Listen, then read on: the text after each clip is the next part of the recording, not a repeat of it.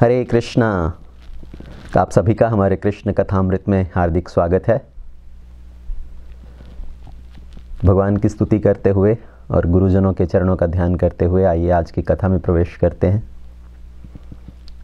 ओम अज्ञानतिमिरान्धस्य ज्ञानाञ्जनशलाकया चक्षुरुन्मिलितं येन तस्मै श्रीगुरवे नमः। मुखं करोति वाचालं पंगुं लङ्घायते गिरिं यत्कृपातमहं वन्दे श्रीगुरुदीनतारिणीं परमानन्दमाधवं श्रीचैतन्येश्वरं। नमो विष्णुपादाय कृष्णपृष्ठाय भूतले श्रीमते भक्तिवेदान्त स्वामीति नामिने। नमस्ते सारस्वते देवी गौरवाणी प्रचारिणे निर्विशेष शून्यवादी पाश्चात्यदेशतारिणे। नमो महाविदन्याय कृष्णप्रेम प्रदायते कृष्णाय कृष्णचैतन्य नाम्ने गौरहत्यै नमः। जय श्री कृष्ण चैतन्य प्रभु नित्यानंद श्री अद्वैत गदाधर शिवासादि गौरभक्तवृंदा। हरे कृष्णा कृष्ण कृष्ण हरे हरे, हरे राम राम राम हरे हरे। ओम नमो भगवते वासुदेवाय। ओम नमो भगवते वासुदेवाय। ओम नमो भगवते वासुदेवाय। नारायणं नमस्कृत्य नरं चैव नरोत्तमं देवीं सरस्वतीं व्यासं ततो जयमुदीरयेत्। नष्टप्रायेषु अभद्रेषु नित्यं भागवत सेवया भगवते उत्तमश्लोके भक्तिर्भवति नैष्टिकी।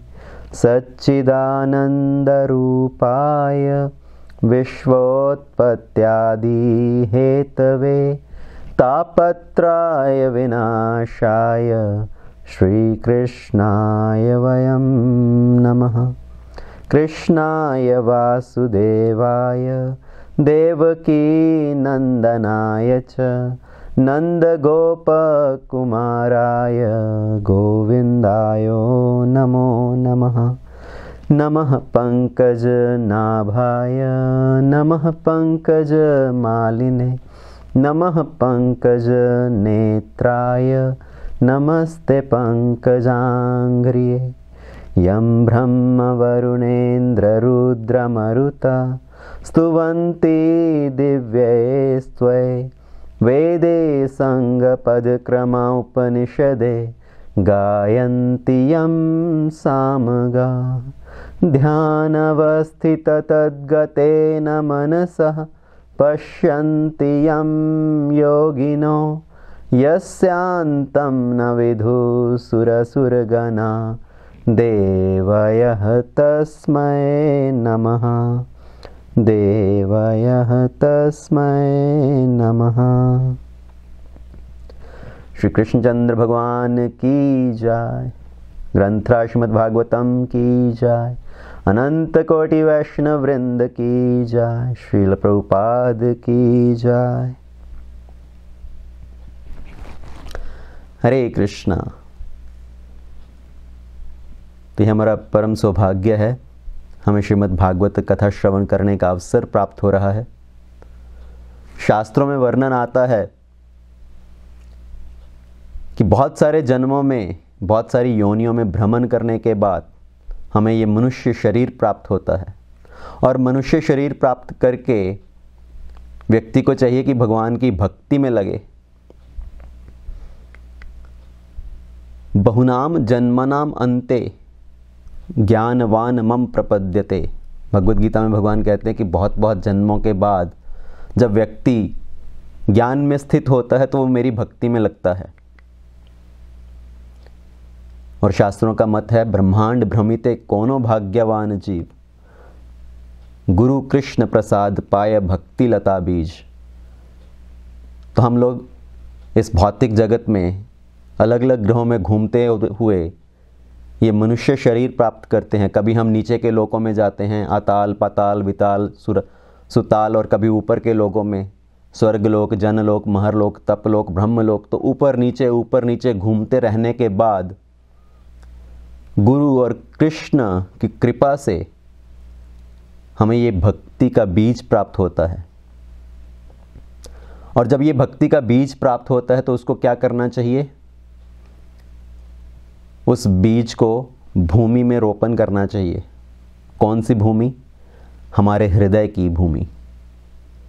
और उस बीज को अपने हृदय में लगाने के बाद उसको क्या करना चाहिए? उसको पानी से सींचना चाहिए। तो भगवान की कथा का श्रवण करना, भगवान के पवित्र नामों का जप करना, हरे कृष्णा कृष्ण कृष्ण हरे हरे, हरे राम राम राम हरे हरे। तो जब हम भगवान के पवित्र नामों का जप करते हैं, भगवान की कथा का श्रवण करते हैं, तो उससे हम इस भक्ति के बीज का सिंचन कर रहे हैं। तो ये जो भक्ति का पौधा है, ये भक्ति का पौधा बढ़ने लगता है। पर जैसे जैसे हमारा ये भक्ति का पौधा बढ़ रहा है, साथ ही हमें सावधान रहना चाहिए उस पौधे को प्रोटेक्ट करने के लिए, उसकी रक्षा करने के लिए। क्योंकि क्या होता है, जब हम कोई पौधा उगाते हैं तो पौधे के साथ साथ बहुत सारी अननेसेसरी प्लांट्स, जो वीड्स, खरपतवार, तो वो भी उगाते हैं। तो हमारी भक्ति के पौधे को बचाने के लिए हमें क्या करना चाहिए? इस खरपतवार को निकाल फेंकना चाहिए। और ये खरपतवार, ये वीड क्या है? भक्ति के मार्ग में आगे बढ़ते हुए हृदय के अंदर अहंकार की भावना आना, प्राइड, एनवी, दूसरों के प्रति द्वेष की भावना, प्रतिस्पर्धा की भावना, वैरी भाव, मलिशियसनेस। तो ये जो सब भावनाएं हैं, ये खरपतवार हैं जो हमारे भक्ति के पौधे को नष्ट कर सकती हैं। तो इसलिए हमें चाहिए कि हम बड़े सावधानी पूर्वक इस वीड से, अपने इस भक्ति के पौधे की रक्षा करें।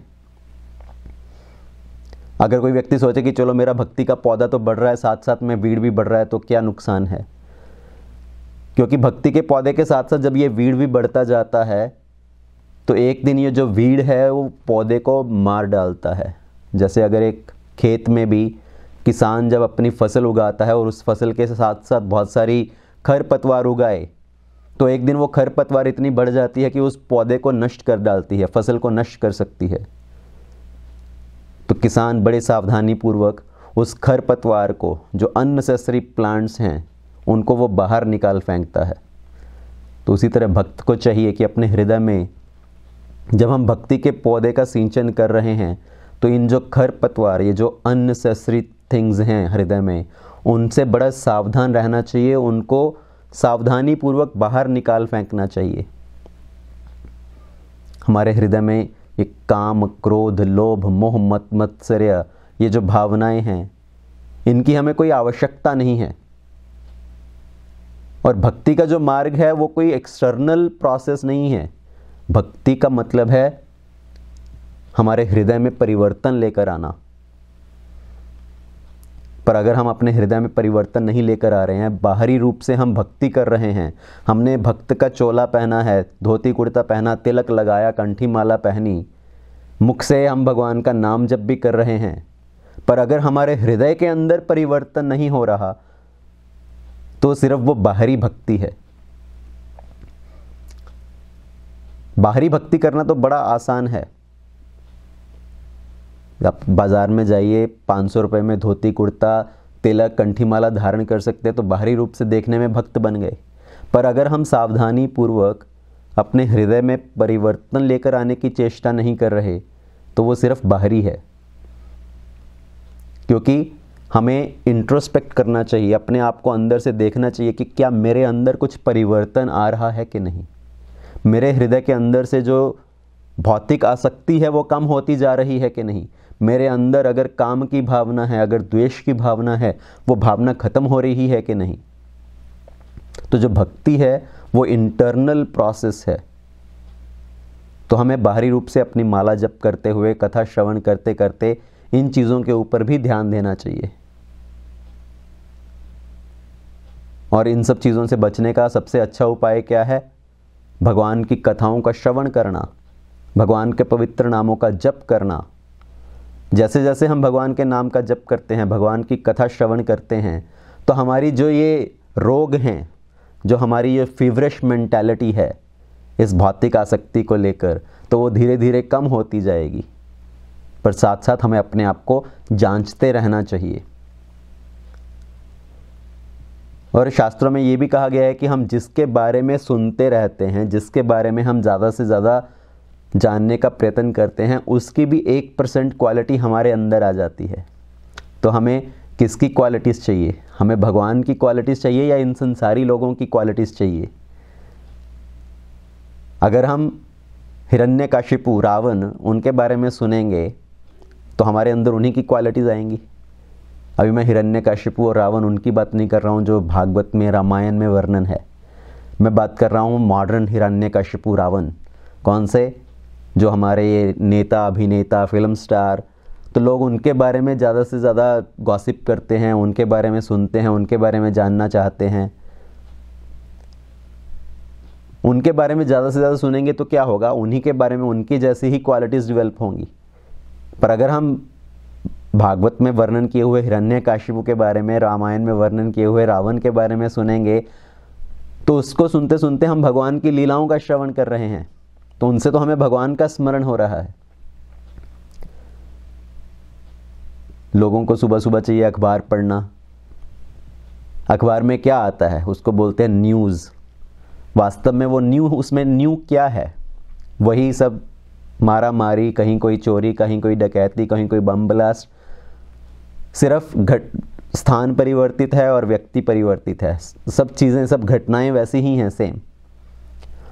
इन सब को सुनने से, इन सब को जानने से, पढ़ने से हमारे हृदय के अंदर क्या भाव आएगा? वही सब नेगेटिव एनर्जी। पर जब हम भगवान के बारे में श्रवण करते हैं, भगवान के भक्तों के बारे में श्रवण करते हैं, तो हमारे हृदय में भगवान के प्रति आसक्ति उत्पन्न होती है, हमारे हृदय में परिवर्तन होता है। तो हमें चाहिए भगवान की कथा का श्रवण करना बड़े दृढ़ता पूर्वक, बड़े कंसंट्रेशन के साथ, फोकस के साथ। तो जैसे जैसे हम भगवान की कथा का श्रवण करते हैं, कृष्ण लीला का श्रवण करते हैं, कृष्ण लीला में भगवान ने बहुत सारे असुरों का वध किया, और हर कोई असुर किसी न किसी अनर्था को दर्शाता है। और जैसे जैसे हम उन कथाओं का श्रवण करते हैं तो हमारे हृदय से भी वो असुर नष्ट होते हैं। तो गत दिवस में हमने श्रवण किया कैसे भगवान ने बकासुर का वध किया, अघासुर का वध किया। ब्रह्म विमोहन लीला के बारे में हमने सुना। और उसके बाद भगवान पौगंड आयु में प्रवेश करते हैं। तो भगवान की आयु कैसी है? पहले 5 वर्ष कुमार अवस्था, फिर 6 से 10 वर्ष पौगंड अवस्था, फिर 11 से 15 वर्ष तक किशोर अवस्था, और उसके बाद यौवन। तो भगवान 6 वर्ष की आयु के हुए, पौगंड आयु उनकी शुरू हुई, और भगवान ने जिद की कि अभी हम गाय को लेकर जाना चाहते हैं, गाय चराने के लिए। और मैया यशोदा ने कहा तुम गाय कैसे लेके जा सकते हो? गाय इतनी बड़ी बड़ी हैं, उनके बड़े बड़े सींग हैं, वो तुम्हारे से वश में कैसे आएंगी? पर कृष्ण कहते हैं अभी हम बड़े हो गए हैं, एक ना एक दिन तो हमें आगे चलकर बाबा का कार्यभार संभालना है, तो अभी से क्यों नहीं? तो फाइनली माता यशोदा, नंद बाबा उनकी जिद के सामने झुके। उन्होंने स्वीकार किया कि कृष्ण अभी गोपाल बने। पहले कृष्ण थे वत्सपाल, तो वत्सपाल से उनका प्रमोशन होकर वो क्या हुए? गोपाल। अभी वो गाय लेकर जाने लगे वन में, गाय को चराने के लिए। अपने सभी गोपाल बाल के साथ, अपने सभी सखा के साथ।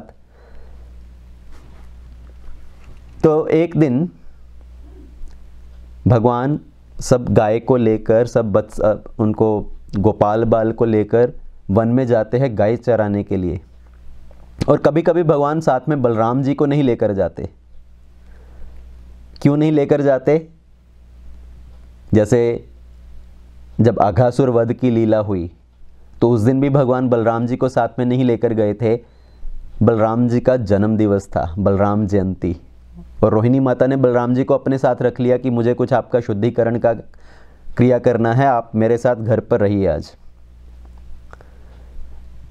पर इसके सिवाय भी कुछ अन्य कारण हैं कि कई बार भगवान बलराम जी को अपने साथ क्यों नहीं लेकर जाते।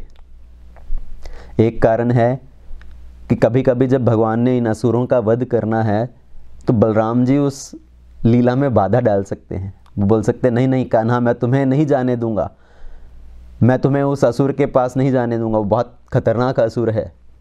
तो भगवान जो बलराम जी हैं वो भगवान को अपने प्रेम की वजह से उनकी लीला में बाधा डाल सकते हैं। और अभी जैसे भगवान आगे चलकर ये कालिया लीला करने वाले हैं, जब भगवान कालिया दाह में कूदते हैं, अगर बलराम जी भी साथ में कूद जाएं कि मैं भी आ रहा हूँ तुम्हारे साथ, तो इन सब जो ब्रजवासी हैं उनको सांत्वना कौन देगा। तो इन सब कारणों से कई बार भगवान बलराम जी को अपने साथ नहीं लेकर जाते। तो एक दिन आज फिर से भगवान बलराम जी को साथ नहीं लेकर गए, अपने सभी गोपाल बाल सखा के साथ और सभी गाय लेकर भगवान वन में गए गाय चराने के लिए। और यमुना जी का एक ऐसा स्ट्रीम है, जमुना नदी का जो एक स्ट्रीम है, उससे अलग अलग जो झील तैयार हो जाती हैं। तो एक ऐसी झील है जहाँ पर एक बहुत भयंकर नाग निवास करता है, और उसने उस पूरे स्ट्रीम को, उस पूरे झरने को, झील को दूषित कर दिया है अपनी पॉइजन से। और सभी लोगों को पता है कि वो झील का जो पानी है वो पॉइजनस है, तो इसलिए सभी ने वहाँ पर जाने के लिए मना किया है कि कोई भी गोपाल बाल, कोई भी बालक को उस स्थान की ओर नहीं जाना चाहिए। उस झील का जो जल है वो दूषित है। और उसको दूषित किया किसने? किया कालिया ने है। पर कई बार क्या होता है कि जैसे हर चीज़ के ऊपर किसी एक व्यक्ति का नाम लग जाता है, उसके प्रति आरोप लग जाता है कि ये इसी का किया धरा, इसी का इसमें हाथ है। तो वृंदावन के अंदर जितने भी असुर आते थे उन सबके पीछे कंस का हाथ माना जाता था, ये कंस के भेजे हुए असुर हैं। तो किसी के मन में ये भी भावना हो सकती है कि ये जो यमुना नदी का ये जो भाग है, एक झील, इसको दूषित करने में भी कंस का ही हाथ होगा। जैसे हम देखते हैं कि इंडिया में कई बार क्या होता है कि इंडिया में कुछ भी आपदा आए, कोई भी विपत्ति आए, तो उसमें बोलते हैं ये पाकिस्तान का हाथ है, इसमें पाकिस्तान का किया धरा है। तो वृंदावन में जो भी कोई विपदा आए तो उसमें लोगों को लगता है ये कंस का किया धरा, इसमें कंस का ही हाथ होगा। पर इस जो झील है इसमें कौन निवास कर रहा था? एक बड़ा ही भयंकर सांप कालिया, जिसके कि 1000 फन हैं, 1000 सिर हैं।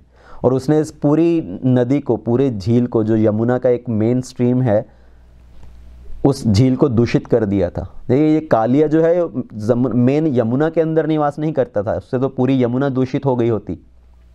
तो सिर्फ ब्रजवासियों को ही खतरा नहीं होता, उससे तो मथुरा वासियों को भी खतरा होता, क्योंकि जो जमुना है वो तो मथुरा तक भी जाती है।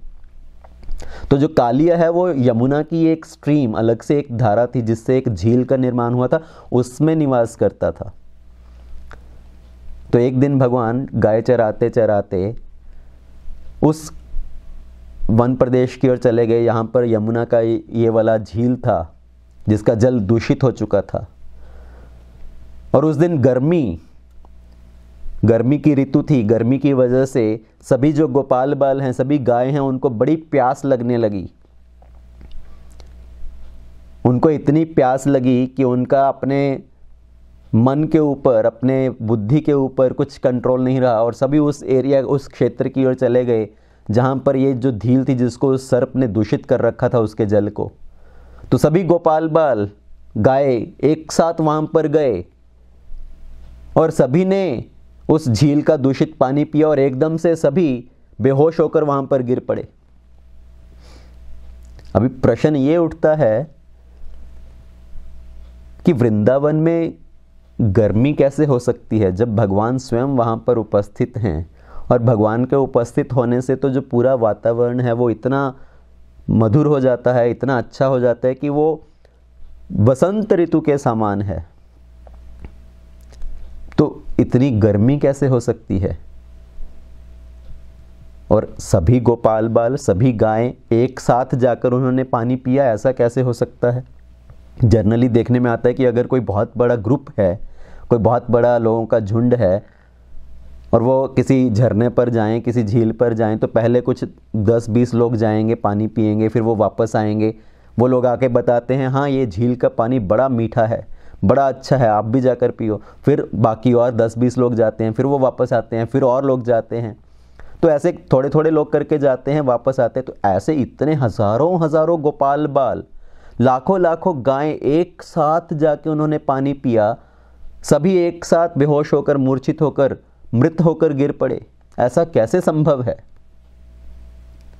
तो यहां पर सुखदेव गोस्वामी जी वर्णन करते हैं, आताप पीड़िता, सूर्य की गर्मी की वजह से परेशान होकर उनको इतनी प्यास लगी कि वो सब गए, सबने पानी पिया और बेहोश होकर गिर पड़े।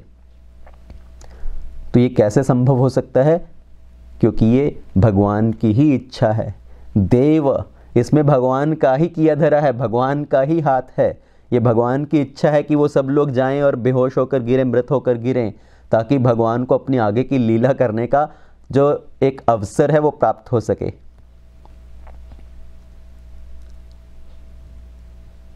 तो सुखदेव गोस्वामी जी परीक्षित महाराज को तो जैसे टॉन्ट करते हुए बोलते हैं कि तुम्हें तो पता ही होगा जब प्यास लगती है तो क्या होता है। तो व्यक्ति का अपने मन के ऊपर, अपनी बुद्धि के ऊपर नियंत्रण नहीं रहता, क्योंकि परीक्षित महाराज का तो स्वयं का भी अनुभव था। एक बार परीक्षित महाराज के साथ क्या हुआ था, वन में शिकार करते करते उनको इतनी प्यास लगी कि एक कुटिया में गए, एक साधु के आश्रम में गए, समिक ऋषि के। समिक ऋषि अपनी तपस्या में मगन थे, वो अपने ध्यान में मगन थे और उन्होंने परीक्षित महाराज को आते हुए नहीं देखा। और परीक्षित महाराज प्यास की वजह से उनका जो बुद्धि है उन्होंने उसका साथ नहीं दिया। उन्होंने अपने धनुष से, अपने तीर से एक मृत सर्प को उठाया और समिक ऋषि के गर्दन में, गले में हार की तरह पहना दिया कि ये व्यक्ति, उनको मेरे आने का भी पता नहीं चला, वो ये सच में तपस्या कर रहे हैं या कुछ ढोंग कर रहे हैं। और जब वो वहाँ से वापस निकले तो उनके मन में पश्चाताप की भावना थी कि अरे मैंने ऐसा कैसे कर दिया, मैंने ये बहुत गलत कार्य किया। और जो समिक ऋषि का पुत्र था, श्रृंगी ऋषि, वो अपने सभी मित्रों के साथ खेल रहे थे। उनकी आयु थी सिर्फ मात्र 12 वर्ष। उनको जब पता चला कि उनके पिता के साथ ऐसा हुआ, किसी ने उनके पिता के गले में मृत सर्प डाल दिया, तो उनको बड़ा क्रोध आया। तो वो परीक्षित महाराज को उसी समय उन्होंने अपने हाथ में जल लिया और श्राप दे दिया कि तुम्हारी 7 दिन में एक तक्षक के डसे जाने से मृत्यु होगी। और सिर्फ श्राप ही नहीं दिया, वो जो श्रृंगी ऋषि था वो परीक्षित महाराज को बहुत गालियां भी देने लगा, तुम कुत्ते, तुम सुअर, तुम ये, तुम वो। कि मैं नहीं बोल रहा, ये ऐसा शास्त्रों में लिखा है। और परीक्षित महाराज वापस जाकर जब अपनी सभा में बैठे थे अपने राजमहल में, तो उनको आकर एक ब्राह्मण ने यह सूचना दी कि आपको ऐसे ऐसे श्रृंगी ऋषि ने श्राप दिया है। और जैसे ही परीक्षित महाराज ने ऐसा सुना, उनके मुख से पहले शब्द क्या निकले? साधो, गुड न्यूज़, गुड न्यूज़, बहुत अच्छा, मेरे लिए यही उचित है, मुझे इसका, मेरे कर्म का दंड अवश्य मिलना चाहिए। क्योंकि जो एक भक्त है, जो एक साधु पुरुष है, उसके लक्षण क्या होते हैं? उसको अपनी गलती का आभास होता है और अपनी गलती का प्रायश्चित करना चाहता है। वो चाहता है कि मुझे मेरी गलती का जो दंड है वो जल्दी से जल्दी मिल जाए। जल्दी दंड मिलेगा तो मुझे जल्दी उससे छुटकारा मिलेगा। अगर बाद में जाकर उसका दंड मिलेगा तो वो ब्याज के सहित मिलेगा और बढ़कर मिलेगा। तो इसलिए अगर हमें अपनी गलती का प्रायश्चित करना है तो उसके जो सज़ा है वो हमें जल्दी ही मान लेनी चाहिए, भुगत लेनी चाहिए। तो परीक्षित महाराज के साथ जो ये सब हुआ, तो वास्तव में उसमें किसका हाथ था? उसमें भी ये देवी भगवान की ही लीला थी, भगवान का ही उसमें हाथ था। क्योंकि वो परीक्षित महाराज को एक निमित्त बनाकर, इस भागवत कथा का प्राकट्य करना चाहते थे। इसलिए इसमें किसका हाथ है? भगवान का। और उसी तरह से अभी ये सब गोपाल बाल, उनको इतनी प्यास लगी, इतनी गर्मी महसूस हो रही थी, सबने एक साथ जाकर पानी पिया, तो ये कैसे संभव हो सकता था? ये सिर्फ भगवान की ही लीला थी, इसमें भगवान का ही हाथ था। तो जैसे ही ये सब गोपाल बाल मूर्छित होकर गिर पड़े, मृतक होकर वहां पर गिर पड़े उस दूषित जल को पीने से, उस विष भरे हुए जल को पीने से, तो भगवान ने जब देखा कि मेरे सभी मित्र गोपाल बाल, मेरी सभी गैयां मृत होकर पड़ी हैं, तो भगवान ने उनके ऊपर अपनी कृपा दृष्टि की।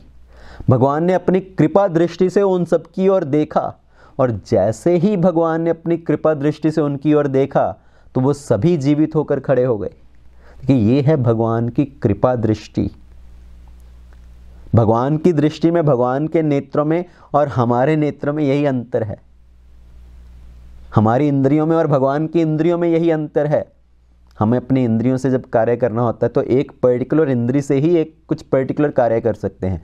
हम अपनी आंखों से ही देख सकते हैं, हम अपनी जिह्वा से ही चख सकते हैं या बोल सकते हैं, हम अपने दांतों से ही चबा सकते हैं। जब हमको खाना होता है तो क्या करते हैं? अपने मुख में निवाला डालते हैं, फिर दांतों से उसको चबाते हैं, फिर उसको अंदर निगलते हैं। पर भगवान अपनी आंखों से देखकर भी उस भोग को ग्रहण कर सकते हैं। इसलिए कई बार कोई व्यक्ति प्रश्न करते हैं कि क्या भगवान सच में हमारा अर्पित किया हुआ भोग खाते हैं? क्योंकि उन्हें लगता है कि वो भोजन की थाली तो वैसे की वैसी पड़ी है भगवान के सामने, तो ठाकुर जी ने क्या सच में भोग लगाया, उसको खाया? जी हाँ, ठाकुर जी उसको खाते हैं, भगवान उसको खाते हैं। कैसे? भगवान सिर्फ अपने नेत्रों से देखकर उस भोजन को ग्रहण कर सकते हैं, चाहे वो वैसे के वैसे पड़ा है। आपने प्लेट में 5 चपाती, कुछ सब्जी, कुछ मीठा रखा, तो वो वैसे का वैसे पड़ा हो सकता है, पर भगवान ने उसको ग्रहण किया। अगर हमने प्रेम पूर्वक, भक्ति पूर्वक भगवान को वो अर्पित किया है। भगवद गीता में भगवान क्या कहते हैं? पत्रम पुष्पम फलम तोयम जो में भक्त्या प्रयच्छति तदहम भक्ति उपहरितम अश्नामी प्रतात्मना। अश्नामी, मैं खाता हूँ। अगर किसी ने मुझे वो प्रेम पूर्वक, भक्ति पूर्वक अर्पण किया है, चाहे वो एक पत्ता ही क्यों ना हो, एक फल फूल ही क्यों ना हो, चाहे सिर्फ जल ही क्यों ना हो, मैं उसको ग्रहण करता हूँ। तो ये भगवान की कृपा दृष्टि, जिसकी वजह से सभी जीव, सभी जो गोपाल बाल थे, सभी गैया थी, वो फिर से जीवित हो गए।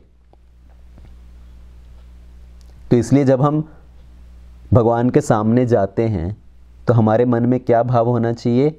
कि हम भगवान को देखने आए हैं, हम भगवान का दर्शन करने आए हैं, ऐसा भाव नहीं होना चाहिए। हमारा भाव होना चाहिए कि भगवान मुझे देखें, भगवान की नज़रों में मैं आऊं, भगवान के ऊपर, मेरे ऊपर भगवान की जो कृपा दृष्टि है वो पड़े। सही, एक बार एक सच्ची घटना है। एक भक्त थे जो कि अंधे थे, उनको दिखाई नहीं देता था, पर फिर भी वो रोज़ भगवान के मंदिर में आते, बांके बिहारी जी के मंदिर में आते, इतनी भीड़ में लाइन में लगकर खड़े रहते।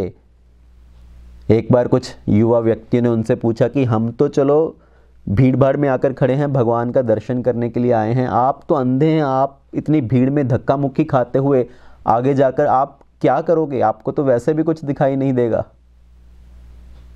तो उस भक्त ने एक बड़ी सुंदर बात कही कि मैं तो अंधा हूं, मैं तो भगवान को नहीं देख सकता, पर मेरे भगवान, मेरे ठाकुर जी तो मुझे देख सकते हैं।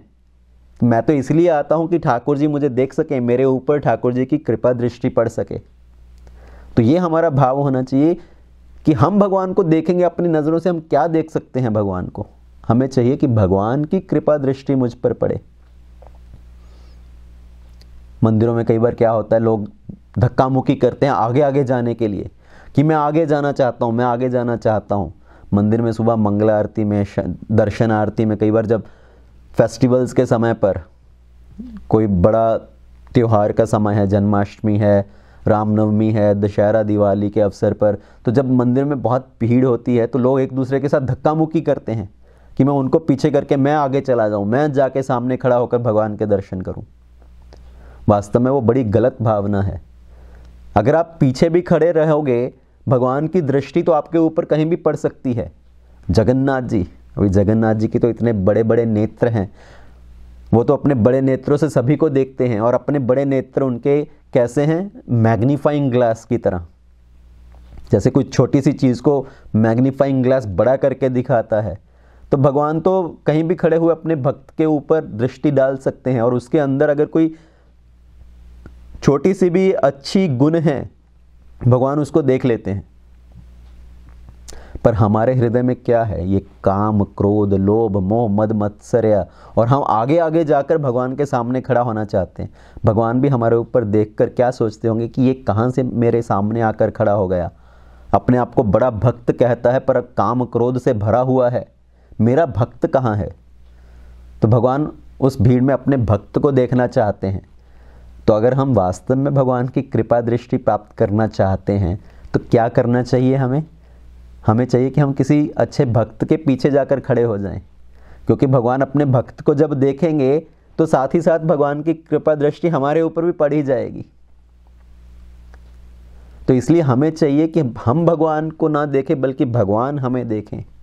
कई बार लोग बड़ा सज धज कर भी जाते हैं मंदिरों में। हमें भगवान को देखना है, भगवान हमें देखें, ये अच्छी बात है, ये सही बात है, पर इसका मतलब ये नहीं कि हम भगवान को अपना दर्शन देने जा रहे हैं।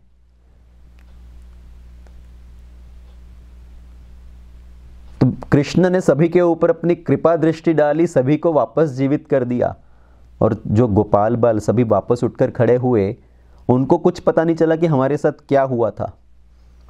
उन्होंने एक दूसरे को गिरते हुए देखा था अवश्य, कि वो व्यक्ति बेहोश होकर गिरा, फिर वो व्यक्ति बेहोश होकर गिरा, तो वो एक दूसरे से बोल रहे, अरे तुम तो बेहोश होकर गिर गए थे, तुम तो मर गए थे, तुम फिर से जीवित हो गए। वो कहता नहीं नहीं, तुम मर गए थे, तुम बेहोश होकर गिरे थे। तो सभी एक दूसरे को ऐसे बोल रहे हैं कि तुम बेहोश होकर गिरे थे, तुम मरकर गिर गए थे। तो बोल रहे तुम जीवित कैसे हो गए, हम सब वापस जीवित कैसे हो गए। इसमें अवश्य ही कृष्ण का ही हाथ है, कृष्ण की ही कृपा है। देखिए, पहले कृष्ण ने हमें बचाया, जब हम अघासुर के मुख में प्रवेश कर गए थे तो उस समय भी कृष्ण ने हमें बचाया। तो ये अवश्य ही कृष्ण का ही किया धरा है, कृष्ण का ही इसमें हाथ है, कृष्ण की ही कृपा है। तो जो गोपाल बाल हैं उनका कृष्ण के प्रति इतनी आसक्ति है, वो हर चीज में भगवान को ही, कृष्ण को ही क्रेडिट देते हैं, क्योंकि ये वास्तव में भक्त का भाव होना चाहिए कि अगर हमने कुछ भी उपलब्ध किया है, कुछ भी हमने प्राप्त किया है, उसके लिए हम उसमें भगवान का ही हाथ समझें। मैंने अपनी बल से, अपनी बुद्धि से कुछ नहीं किया, इसमें जो भी किया है वो भगवान का ही किया हुआ है। आपकी कृपा से मेरा सब काम हो रहा है, करते हो तुम कन्हैया मेरा नाम हो रहा है।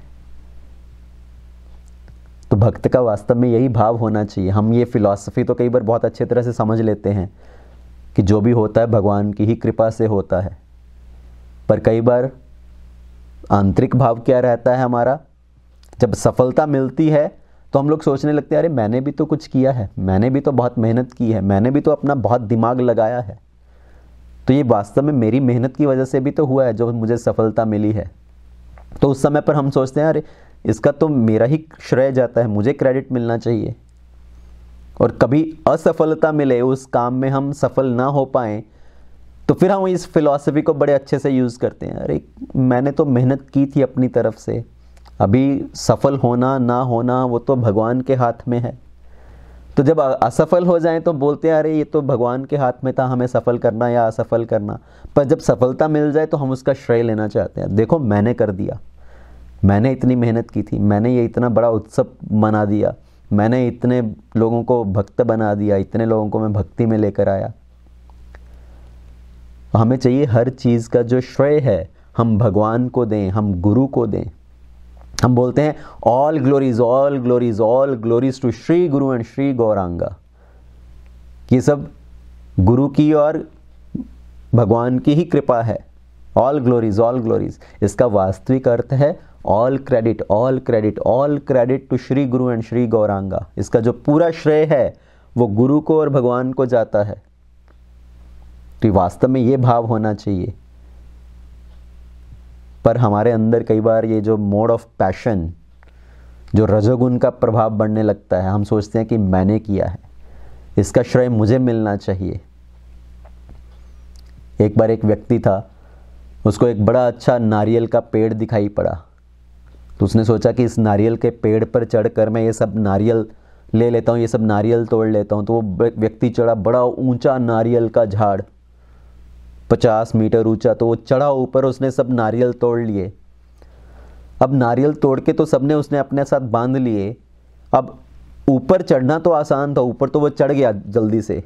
अब जब ऊपर से नीचे को देखा तो उसको डर लगने लगा, अरे मैं इतनी ऊंचाई से अगर गिरा तो मेरा तो पूरा हड्डी पसली सब टूट जाएगा।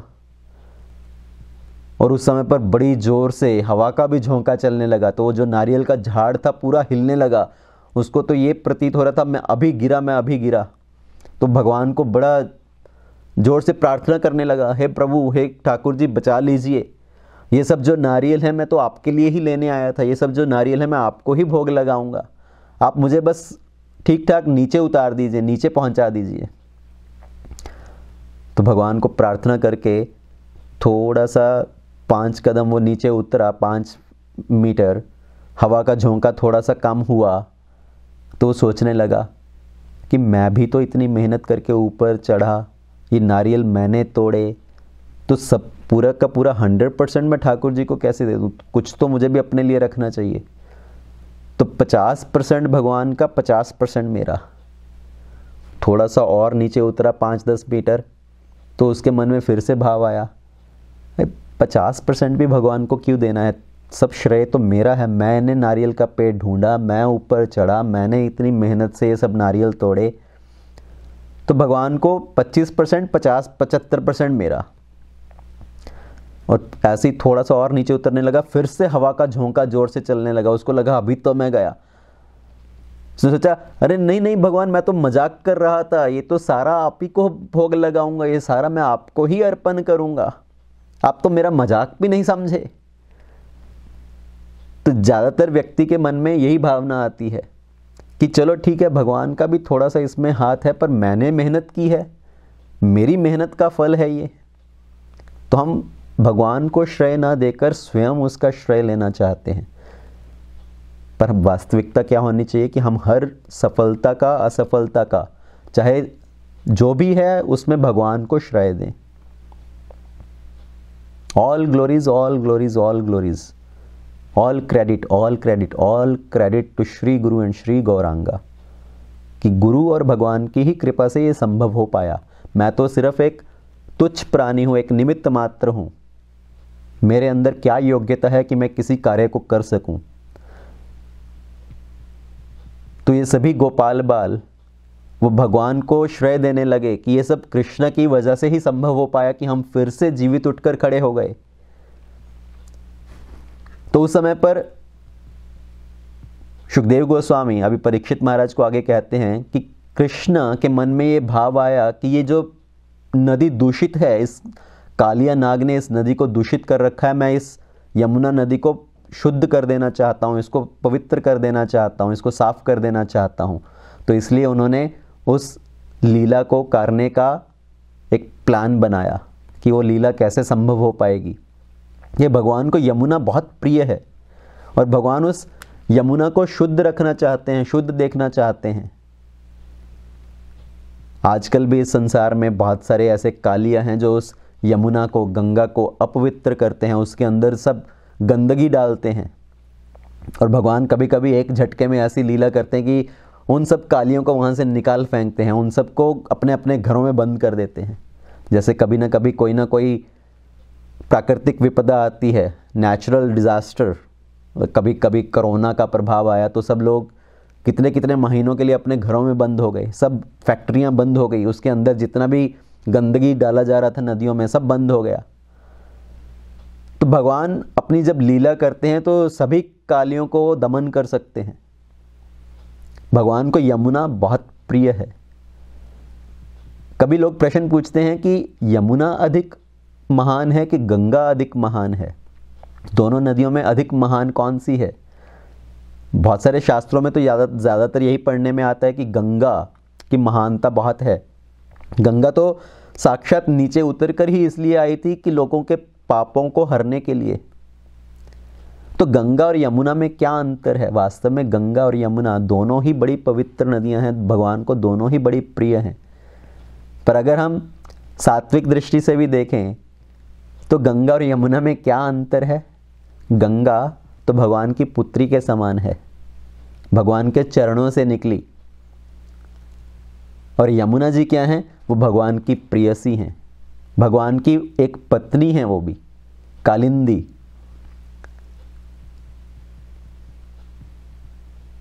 या राम कथा में हम सुनते हैं कि भगवान राम जब गंगा पार करके वन की ओर जा रहे थे, उनको जब वनवास मिला 14 वर्ष का, तो बोट के माध्यम से, एक नौका के माध्यम से गंगा को पार करके आगे गए भरद्वाज ऋषि के आश्रम में।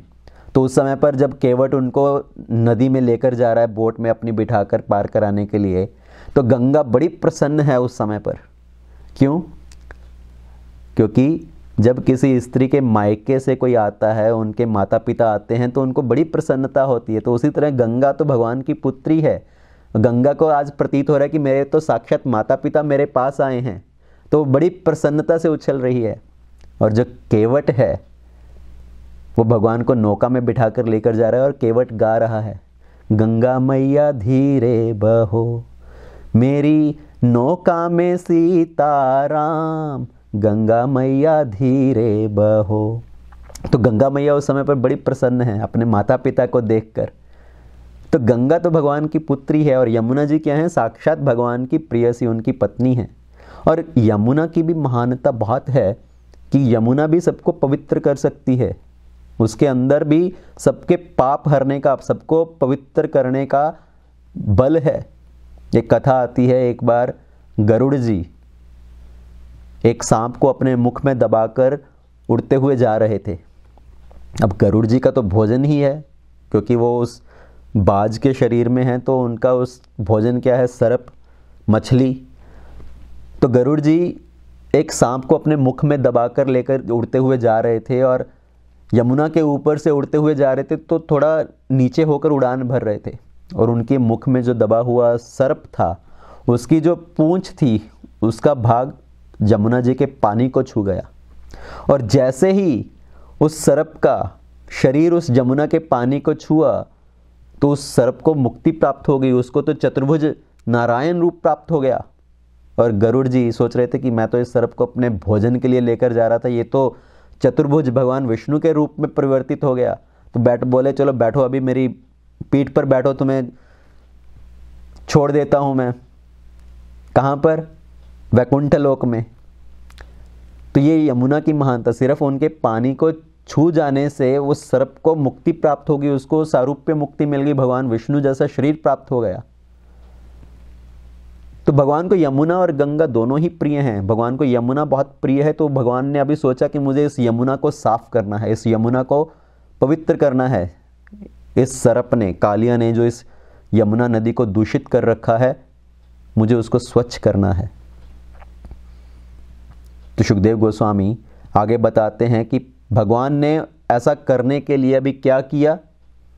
भगवान एक कदम्ब वृक्ष के ऊपर चढ़े और उस नदी में कूद गए। तो काला कृष्णा काली यमुना में कूदकर कालिया सांप को वहां से वापस बाहर भगा दिया। तो सुखदेव गोस्वामी जी ने एक श्लोक में पूरी कथा बता दी। काला कृष्ण काली यमुना में कूदकर काले सांप को वहां से भगा दिया। तो परीक्षित महाराज ने जैसे ये सुना, बोला नहीं नहीं नहीं नहीं, इससे काम नहीं चलेगा, आप मुझे थोड़ा विस्तार में बताइए भगवान की ये पूरी लीला, कि कैसे भगवान ने उस कालिया सांप को वहां से निकाल दिया। वो तो इतने इतने वर्षों से वहां पर निवास कर रहा था। तो इतने वर्षों से कोई वहां पर निवास कर रहा था, उसने अपना घर वहां पर बना रखा था, तो भगवान ने उसको कैसे वहां से निकाल दिया? क्योंकि आजकल भी हम देखें तो क्या होता है, अगर कोई व्यक्ति, जैसे बड़े शहरों में आप देखते हैं कि कोई व्यक्ति किराए के मकान में रह रहा है, तो किराए के मकान में रहते रहते उन्होंने अपना पूरा उसी को अपना घर बना लिया है। उनको निकालना वहाँ से बड़ा मुश्किल है, ना तो उस घर का किराया बढ़ा सकते हैं, ना ही उनसे उस घर को खाली करा सकते, तो बड़ा मुश्किल हो जाता है। तो भगवान ने कालिया को वहाँ से उस नदी से कैसे बाहर निकाला? आप मुझे थोड़ा विस्तार से बताइए कि पूरी कथा कैसी है ये। तो गर्ग संहिता में भी कथा आती है कि वो कालिया उस यमुना में निवास करने के लिए कैसे आया, कालिया वास्तव में कौन था। तो पूर्व जन्म में कालिया एक साधु था, एक महात्मा जिसका नाम था वेदशिरा। तो ये वेदशिरा ये अपनी तपस्या करता था, एक स्थान पर बैठकर अपना ध्यान करता था। एक बार जब वो अपना ध्यान कर रहा था तो वहाँ पर एक अन्य साधु आया जिसका नाम था अश्वशिरा। और जैसे ही ये दूसरा साधु वहाँ पर आया तो वेदशिरा ने जैसे ही उसको आते हुए देखा तो उसको बोलने लगा कि ये तो मेरा क्षेत्र है, यहाँ पर तो मैं बैठकर ध्यान करता हूँ, मैं यहाँ पर तपस्या करता हूँ, तुम यहाँ पर नहीं आ सकते, तुम अपना कोई और स्थान ढूंढो। तो अश्वशिरा जैसे ही उसने वेदशिरा को इस तरह से बोलते हुए सुना, उसने बोला कि तुम कैसे सर्प की तरह व्यवहार कर रहे हो। जैसे एक सर्प जब अपने बिल की तरफ किसी को आते हुए देखता है तो अपना फन निकाल कर उसकी ओर दौड़ता है, तुम वैसा व्यवहार कर रहे हो, ये मेरा है, ये मेरा है, ये क्षेत्र मेरा है, यहाँ पर मैं ही बैठकर ध्यान कर सकता हूँ। तो तुम एक सर्प की तरह व्यवहार कर रहे हो, मैं तुम्हें श्राप देता हूँ कि तुम एक सर्प बन जाओ।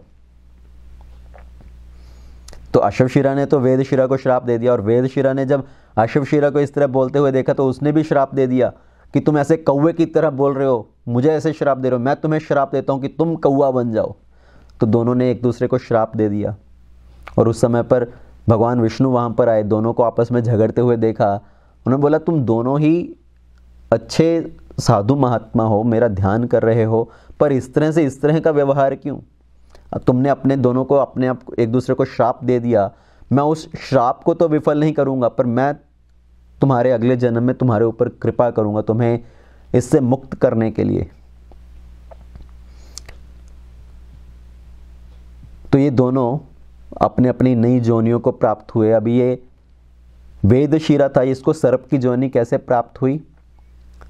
तो कश्यप जी की बहुत सारी पत्नियां थी जिनकी वजह से इस ब्रह्मांड में बहुत सारी अलग अलग योनियों का निर्माण हुआ। तो जब ब्रह्मा जी ने कश्यप जी को कार्यभार सौंपा इस संसार में पॉपुलेशन बढ़ाने के लिए, अलग अलग योनियां प्रकट करने के लिए, तो कश्यप जी की पत्नियों के माध्यम से बहुत सारी अलग अलग योनियां उत्पन्न हुई। कश्यप जी की एक पत्नी थी कद्रु। तो कद्रु के गर्भ से जो संतानें उत्पन्न हुई वो सब क्या थे, सर्प। तो अलग अलग तरह की सर्प की योनियां। तो उनके सबसे बड़े पुत्र जो हुए अनंतशेष, और बाकी जो सब सर्प थे उनके छोटे भाई वो भी अलग अलग तरह के सर्प।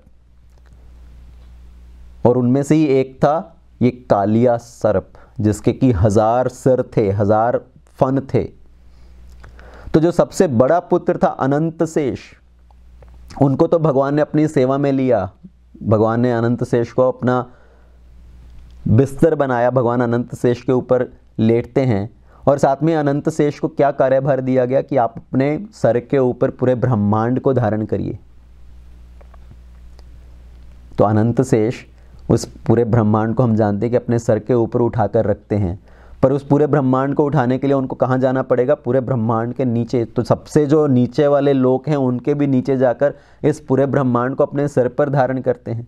तो जब उनको ये कार्यभार दिया गया तो उन्होंने पूछा कि कितनी देर तक मुझे ये सब कार्यभार करना है। होता है ना ऐसा कि आपको कोई कार्य दिया जाए कि ठीक है आप ये सेवा करो, आप ये कार्य करो, तब पूछते हैं कि अच्छा कितनी देर के लिए करना है मुझे ये कार्य। तो अनंतशेष ने पूछा मुझे कितनी देर के लिए इस ब्रह्मांड को अपने सर पर उठाकर रखना है। भगवान ने कहा आप मेरे नामों का उच्चारण करो, मेरी गुणों का उच्चारण करो, और जब सब नामों का उच्चारण खत्म हो जाएगा, कोई भी रिपीट नहीं होना चाहिए, जब सब नामों का उच्चारण खत्म हो जाएगा, पूरी सब गुणों का उच्चारण खत्म हो जाएगा, तब आप वापस रख सकते हो। तो अनंतशेष भगवान के नामों का, भगवान के गुण लीलाओं का उच्चारण कर रहे हैं, उनका कथा कर रहे हैं, और अभी तक वो खत्म नहीं हुआ और बिना रिपीट भी नहीं किया है उन्होंने। तो इतने भगवान के अनंत नाम हैं, अनंत भगवान के गुण लीलाएं हैं, और अनंतशेष जी उनको गान करते जा रहे हैं, करते जा रहे हैं, और अभी तक वो पूरे ब्रह्मांड को अपने सर पर धारण करके खड़े हुए हैं। तो अनंतशेष जी जब नीचे गए, पूरे ब्रह्मांड के नीचे गए उसको उठाने के लिए, तो उनके बाकी सब जो भाई थे, कद्रु के बाकी भी सब जितने भी संतानें थी, वो भी अपने भाई, बड़े भाई के साथ साथ सब नीचे के लोकों में चले गए। कोई पाताल, कोई आताल, विताल। तो उसी तरह से जो कालिया था वो भी एक नीचे के लोकों में चला गया। वहाँ पर एक आइलैंड था, रामानाका नाम का एक आइलैंड। तो कालिया उस आइलैंड में निवास करने लगा।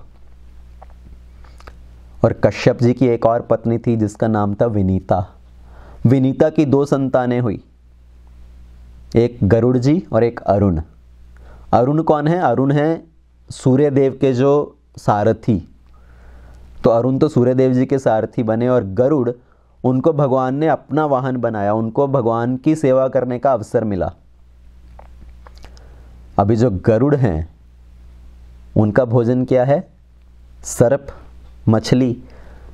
तो गरुड़ जी जाते, बहुत सारे सर्पों को अपने मुख में दबाकर खा जाते।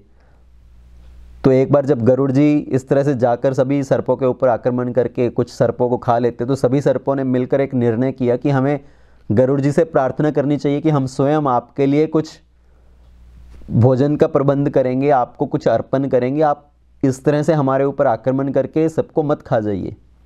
तो गरुड़ जी ने उसको स्वीकार किया। तो हर महीने गरुड़ जी के लिए वो एक ऑफरिंग रखते, एक वृक्ष के नीचे गरुड़ जी आकर उस ऑफरिंग को खाते। पर ये जो कालिया नाग था, इसके अंदर बड़ा अभिमान था कि मैं बहुत बलशाली हूँ, मैं गरुड़ से नहीं डरता, मैं गरुड़ का सामना कर सकता हूँ, मैं गरुड़ को कुछ नहीं समझता। तो ये जो बाकी सब सर्प उनके लिए ऑफरिंग रखते थे, तो कालिया स्वयं जाकर उस ऑफरिंग को खाने लगा।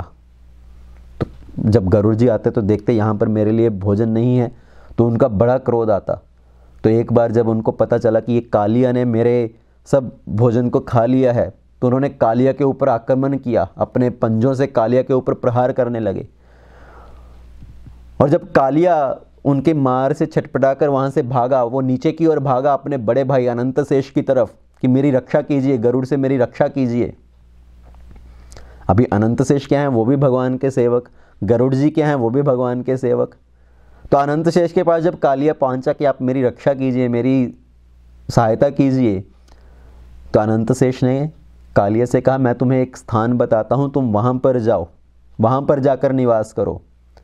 तो वृंदावन में यमुना नदी है, उस नदी में जाकर तुम अपना निवास करो, वहाँ पर अपना स्थान बनाओ। तो कालिया ने पूछा क्या वहाँ पर गरुड़ नहीं आ सकते? वो तो वहाँ पर भी आकर मुझ पर आक्रमण कर सकते हैं। तो अनंत शेष ने कहा मैं तुम्हें एक कथा सुनाता हूँ। गरुड़ जी वहाँ पर नहीं आ सकते क्योंकि उनको श्राप मिला है, अगर वो उस स्थान पर जाएंगे तो उनकी मृत्यु हो जाएगी।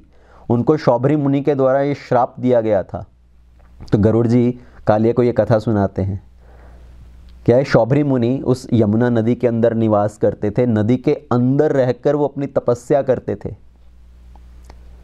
तो एक बार गरुड़ जी वहाँ पर आए और गरुड़ जी नदी में से मछली को लेकर मछली को खाते थे।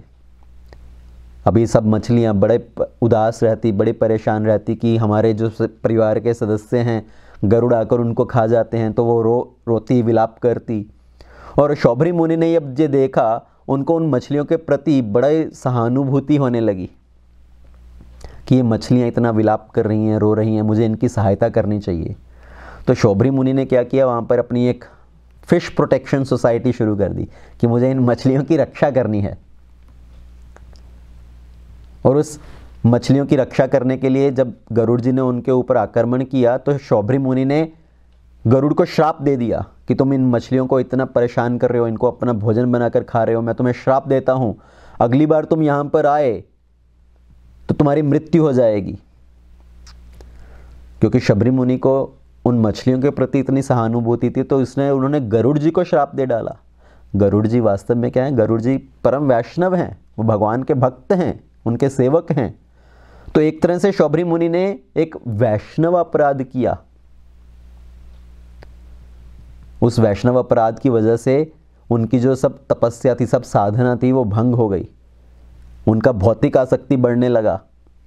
एक बार उन्होंने मछलियों को उस जल के अंदर मैथुन करते हुए देखा, तो उनके हृदय में भी ये सब आसक्तियाँ उत्पन्न होने लगी, ये इच्छाएं उत्पन्न होने लगी कि मैं स्त्री का संग करना चाहता हूँ।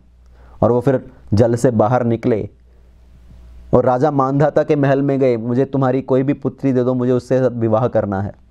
तो ये बहुत लंबी कथा है, तो उस कथा में ना जाकर हमारा जो टॉपिक है कि शौभरी मुनि ने गरुड़ जी को श्राप दिया कि अगर आप इस यमुना नदी के पास आओगे तो आपकी मृत्यु हो जाएगी। तो शौभरी मुनि ने जैसे अपना एक समाज सेवा का कार्य शुरू कर दिया था, फिश प्रोटेक्शन सोसाइटी की, मैं इन मछलियों की रक्षा करना चाहता हूँ। तो आजकल भी हम संसार में देखते हैं कि लोग बहुत तरह के समाज सेवा का कार्य करना चाहते हैं। समाज सेवा का कार्य करना अच्छी बात है, पर समाज सेवा का कार्य करते करते कई बार क्या होता है कि हम भक्तों की ही निंदा करने लगते हैं। अरे देखो, इतने लोग भूखे हैं, इतने लोग मर रहे हैं, तुम भक्त लोग क्या कर रहे हो? सिर्फ देखो, जब देखो भगवान का नाम जप करते रहते हो, बैठकर कीर्तन करते रहते हो, क्या करते हो तुम? तुम्हारा समाज में क्या योगदान है? तो भक्तों की ही निंदा करने लगते हैं, तो वो वैष्णव अपराध है। जैसे शौभरी मुनि के साथ क्या हुआ, उनकी सब साधना तपस्या भंग हो गई। तो लोग समाज कल्याण का कार्य कर रहे हो सकते हैं, पर वास्तविकता में क्या है, वो भक्तों के प्रति अपराध करने लगते हैं। पर उसके सिवाय भी वास्तविक समाज सेवा का जो कार्य है कैसा होना चाहिए, जो सही समाज सेवा है, अगर दूसरों की हम वास्तविकता में सहायता करना चाहते हैं तो क्या है, उनको भगवान के साथ जोड़ें। अगर आप किसी भूखे को खाना खिलाना चाहते हो, खिलाओ, पर उनको भगवान का प्रसाद खिलाओ। जब उनको भगवान का प्रसाद देते हो, कुछ भोजन देते हो, तो भगवान का नाम लेते लेते उनको वो भोजन दो, ताकि उनके कानों में भगवान का नाम जाए, उनको भगवान का प्रसाद प्राप्त हो, ताकि उनकी भक्ति के प्रति उन्नति हो सके। तो इस तरह से समाज सेवा के कार्य में भी कई बार लोग बंधन में बंध जाते हैं कि हम तो समाज सेवा का कार्य कर रहे हैं, और भक्तों की निंदा करने लगते हैं, उनका उपहास करने लगते हैं। तो अनंत शेष जी ने गरुड़ को कालिया को ये कथा सुनाई कि गरुड़ उस यमुना नदी के जो धारा है वहाँ पर प्रवेश नहीं कर सकते, आप वहाँ पर जाकर निवास करो। तो इसलिए उस समय से कालिया यमुना की एक जो स्ट्रीम थी, एक भाग था, उसमें आकर निवास करने लगा। पर अभी कालिया का जो अभिमान था वो और भी बढ़ चुका था। इतना उसका अभिमान बढ़ चुका था कि वो उस पूरी यमुना की जो धारा थी उसको दूषित कर रहा था। कोई उसके अंदर प्रवेश नहीं कर सकता। उसने अपना इतना उसके अंदर विष डाल दिया था। विष का प्रभाव कैसा था, भागवतम में सुखदेव गोस्वामी जी वर्णन करते हैं कि उसका पूरा प्रभाव कैसा था। उसके विष की वजह से जो नदी इतनी दूषित हो चुकी थी, उसकी जो वेपर्स भी उठते थे नदी के जल के, और वो वेपर ऊपर जाते थे जब हवा में, तो ऊपर से उड़ते हुए पक्षी थे, तो वो भी मरकर नीचे गिर जाते थे। उस यमुना की धारा का पानी जब तट की ओर जाता था, उसके अंदर इतना विष था कि तट पे जितने भी पौधे थे, जितने भी वृक्ष थे, वो सब मर गए थे, सब सूख चुके थे। और हवा जब यमुना की उस धारा के ऊपर से बहती थी, उस लेक के ऊपर से बहकर जाती थी, तो वो उस दूषित जल को अपने साथ लेकर जाती थी। और जब उसके जो छींटे थे हवा के साथ उड़ते हुए कहीं भी जाते थे, तो उस विष के प्रभाव से सब चीज़ें नष्ट हो जाती थी। तो यहाँ से भी एक बहुत अच्छी शिक्षा प्राप्त होती है कि वायु क्या करती है।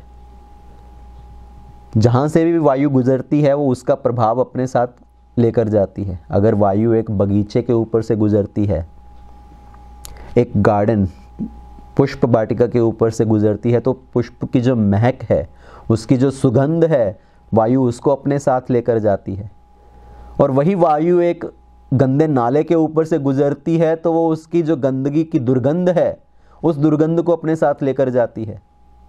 तो वायु जिसके साथ भी एसोसिएट करती है, जिसका भी संग करती है, उसका प्रभाव अपने साथ लेकर जाती है। जैसे अभी कालिया के द्वेष का संग किया, क्योंकि जो कालिया का जहर है, विष है, वो एक तरह से कालिया का द्वेष भावना है। तो जैसे ही वायु ने उसका संग किया, तो उस विष को लेकर साथ में गई, और उसकी वजह से बाकी सब चीज़ें भी विष के प्रभाव से नष्ट हो गई। तो हमें भी बड़ा सावधान रहना चाहिए कि हम किसका संग करते हैं। अगर हम ऐसे व्यक्तियों का संग करते हैं जिनकी जो पूरी मानसिकता है वो बहुत दूषित हो चुकी है, जो हमेशा दूसरों के बारे में बुरा बोलते हैं, दूसरों से द्वेष की भावना रखते हैं, अगर हम ऐसे लोगों का संग करते हैं तो हमारे अंदर भी उसका प्रभाव आ ही जाएगा। हम भी दूसरों की निंदा करने लगेंगे, हम भी दूसरों के अंदर जो अवगुण हैं, दूसरों के अंदर जो गलती हैं, सिर्फ उसको देखने लगेंगे। तो जो संग है उसका बहुत प्रभाव पड़ता है और हमें बड़े सावधानी से अपना संग चुनना चाहिए। अगर आप टीवी का संग करते हो, टीवी के अंदर जो चीज़ें देखते हो, जितना ये वायलेंस है, जितना ये इलिसिट रिलेशन है, जितना ये मांस का सेवन है, वो सब चीज़ें देखते हैं तो हमारे मानसिकता के ऊपर भी उसका प्रभाव पड़ता है। इसलिए जैसे बोलते हैं ना कि your association determines how you become. You tell me who your friends are, I will tell you who you are, Shakespeare ने बोला। तो जिन लोगों के साथ हम संग करते हैं उनकी मानसिकता का प्रभाव हमारे ऊपर भी पड़ता है। तो वो वायु उस दूषित जल को अपने साथ लेकर गई, जहाँ पर भी उस जल के छींटे गिरते तो वो भी सब चीज़ें नष्ट हो जाती। तो भगवान ने सोचा मुझे इस यमुना की धारा को पवित्र करना है, यहाँ से कालिया को भगाना है, कालिया का दमन करना है। तो भगवान ने क्या निर्णय किया? तो उस दिन भगवान अपने सभी गोपाल बाल को लेकर, सभी गाय को लेकर उस जगह पर आए और सभी गोपाल बाल के साथ खेलने लगे। वो एक दूसरे के साथ बॉल से खेलते तो एक दूसरे के ऊपर बॉल फेंकते तो उसको पकड़ते। तो भगवान का जब बॉल को फेंकने का बारी आया तो उन्होंने बॉल को इतनी ज़ोर से फेंका कि वो यमुना के उस धारा में जाकर गिरी, उस झील में जाकर गिरी। और जिस गोपा की वो बॉल थी, गेंद थी, अभी वो बोलने लगा, कन्हैया तुमने ये क्या किया, मुझे तो मेरी गेंद वापस चाहिए, मुझे ये गेंद वापस ला कर दो। और बाकी सब गोपाल बाल बोलने लगे, पागल हो गए हो क्या, तुम्हें पता नहीं ये पानी दूषित है, कन्हैया इसके अंदर कैसे जा सकता है। तो वो गोपाल बाल बोलने लगा, नहीं नहीं मैं कुछ नहीं जानता, मुझे तो मेरी गेंद चाहिए। तो ये सब क्या हो रहा था, क्यों हो रहा था? ये भी भगवान की योग माया शक्ति के प्रभाव में था। वो गोपाल बाल अपनी जिद पे अड़ गया, नहीं मुझे तो मेरी गेंद वापस चाहिए। तो सब आपस में जब आर्ग्यू कर रहे थे तो भगवान ने एक कादम्ब के वृक्ष को देखा और भगवान ने सोचा कि मुझे अभी इस सखा की गेंद वापस लेकर जानी है, तो मैं इस कादम्ब के वृक्ष पर चढ़कर, जो कि उस झील के बिल्कुल तट पर था, उस पर चढ़कर इस झील के अंदर छलांग लगाऊंगा। तो भगवान उस कादम्ब वृक्ष के ऊपर चढ़े और जैसे ही उस कादम्ब वृक्ष के ऊपर भगवान चढ़ने लगे तो सभी गोपाल बाल सोचने लगे, कन्हैया ये क्या कर रहे हो। भगवान ने अपने बाल बांधे, भगवान ने अपना जो अंग वस्त्र था ऊपर का उसको अपनी कमर के ऊपर बांधा, कूदने की तैयारी करने लगे। जैसे एक रेसलर होता है, रेसलिंग करने से पहले अपने आप को एक्शन में आता है, तैयारी करने लगता है, तो भगवान वैसे तैयार हो रहे हैं। और सभी गोपाल बाल भगवान को देखकर बोल रहे हैं, कन्हैया क्या कर रहे हो, अपने आप को क्या समझने लगे हो, तुमने एक दो राक्षस मार दिए तो तुम समझते हो तुम बहुत बड़े बलशाली हो गए हो, ये कालिया है कालिया। पर भगवान किसी की बात ना सुनते हुए उस कादम्ब वृक्ष के ऊपर चढ़कर उस कादम्ब से कूदने की तैयारी कर रहे हैं। भगवान को जो कादम्ब का वृक्ष है वो बड़ा प्रिय है। क्यों? क्योंकि कादम्ब का जो रंग है वो बड़ा सुनहरी रंग है, सुनहरी रंग, गोल्डन कलर, जिसको देखकर भगवान को राधा रानी जी की याद आती है। तो इसलिए भगवान को कादम्ब का वृक्ष बड़ा प्रिय है। और राधा रानी जी को बोलते हैं कि उनको तमल का वृक्ष प्रिय है, क्योंकि तमल का वृक्ष का जो रंग है वो काला रंग है, ब्लैकिश कॉम्प्लेक्शन, जैसे भगवान का रंग है। तो उनको तमल का वृक्ष देखकर भगवान की याद आती है और भगवान को कादम्ब का वृक्ष देखकर राधा रानी की याद आती है।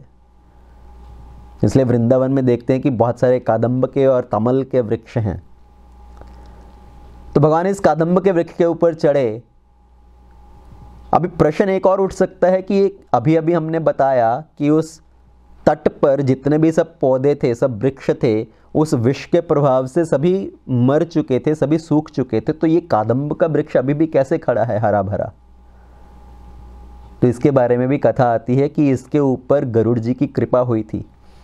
गरुड़ जी, इस कादम्ब के वृक्ष ने अमृत का पान किया था, इसलिए ये कादम्ब का वृक्ष मरा नहीं था। बाकी सब वृक्ष सूख चुके थे, मर चुके थे, पर ये कादम्ब का वृक्ष अभी भी हरा भरा था, क्योंकि इसने अमृत का पान किया था।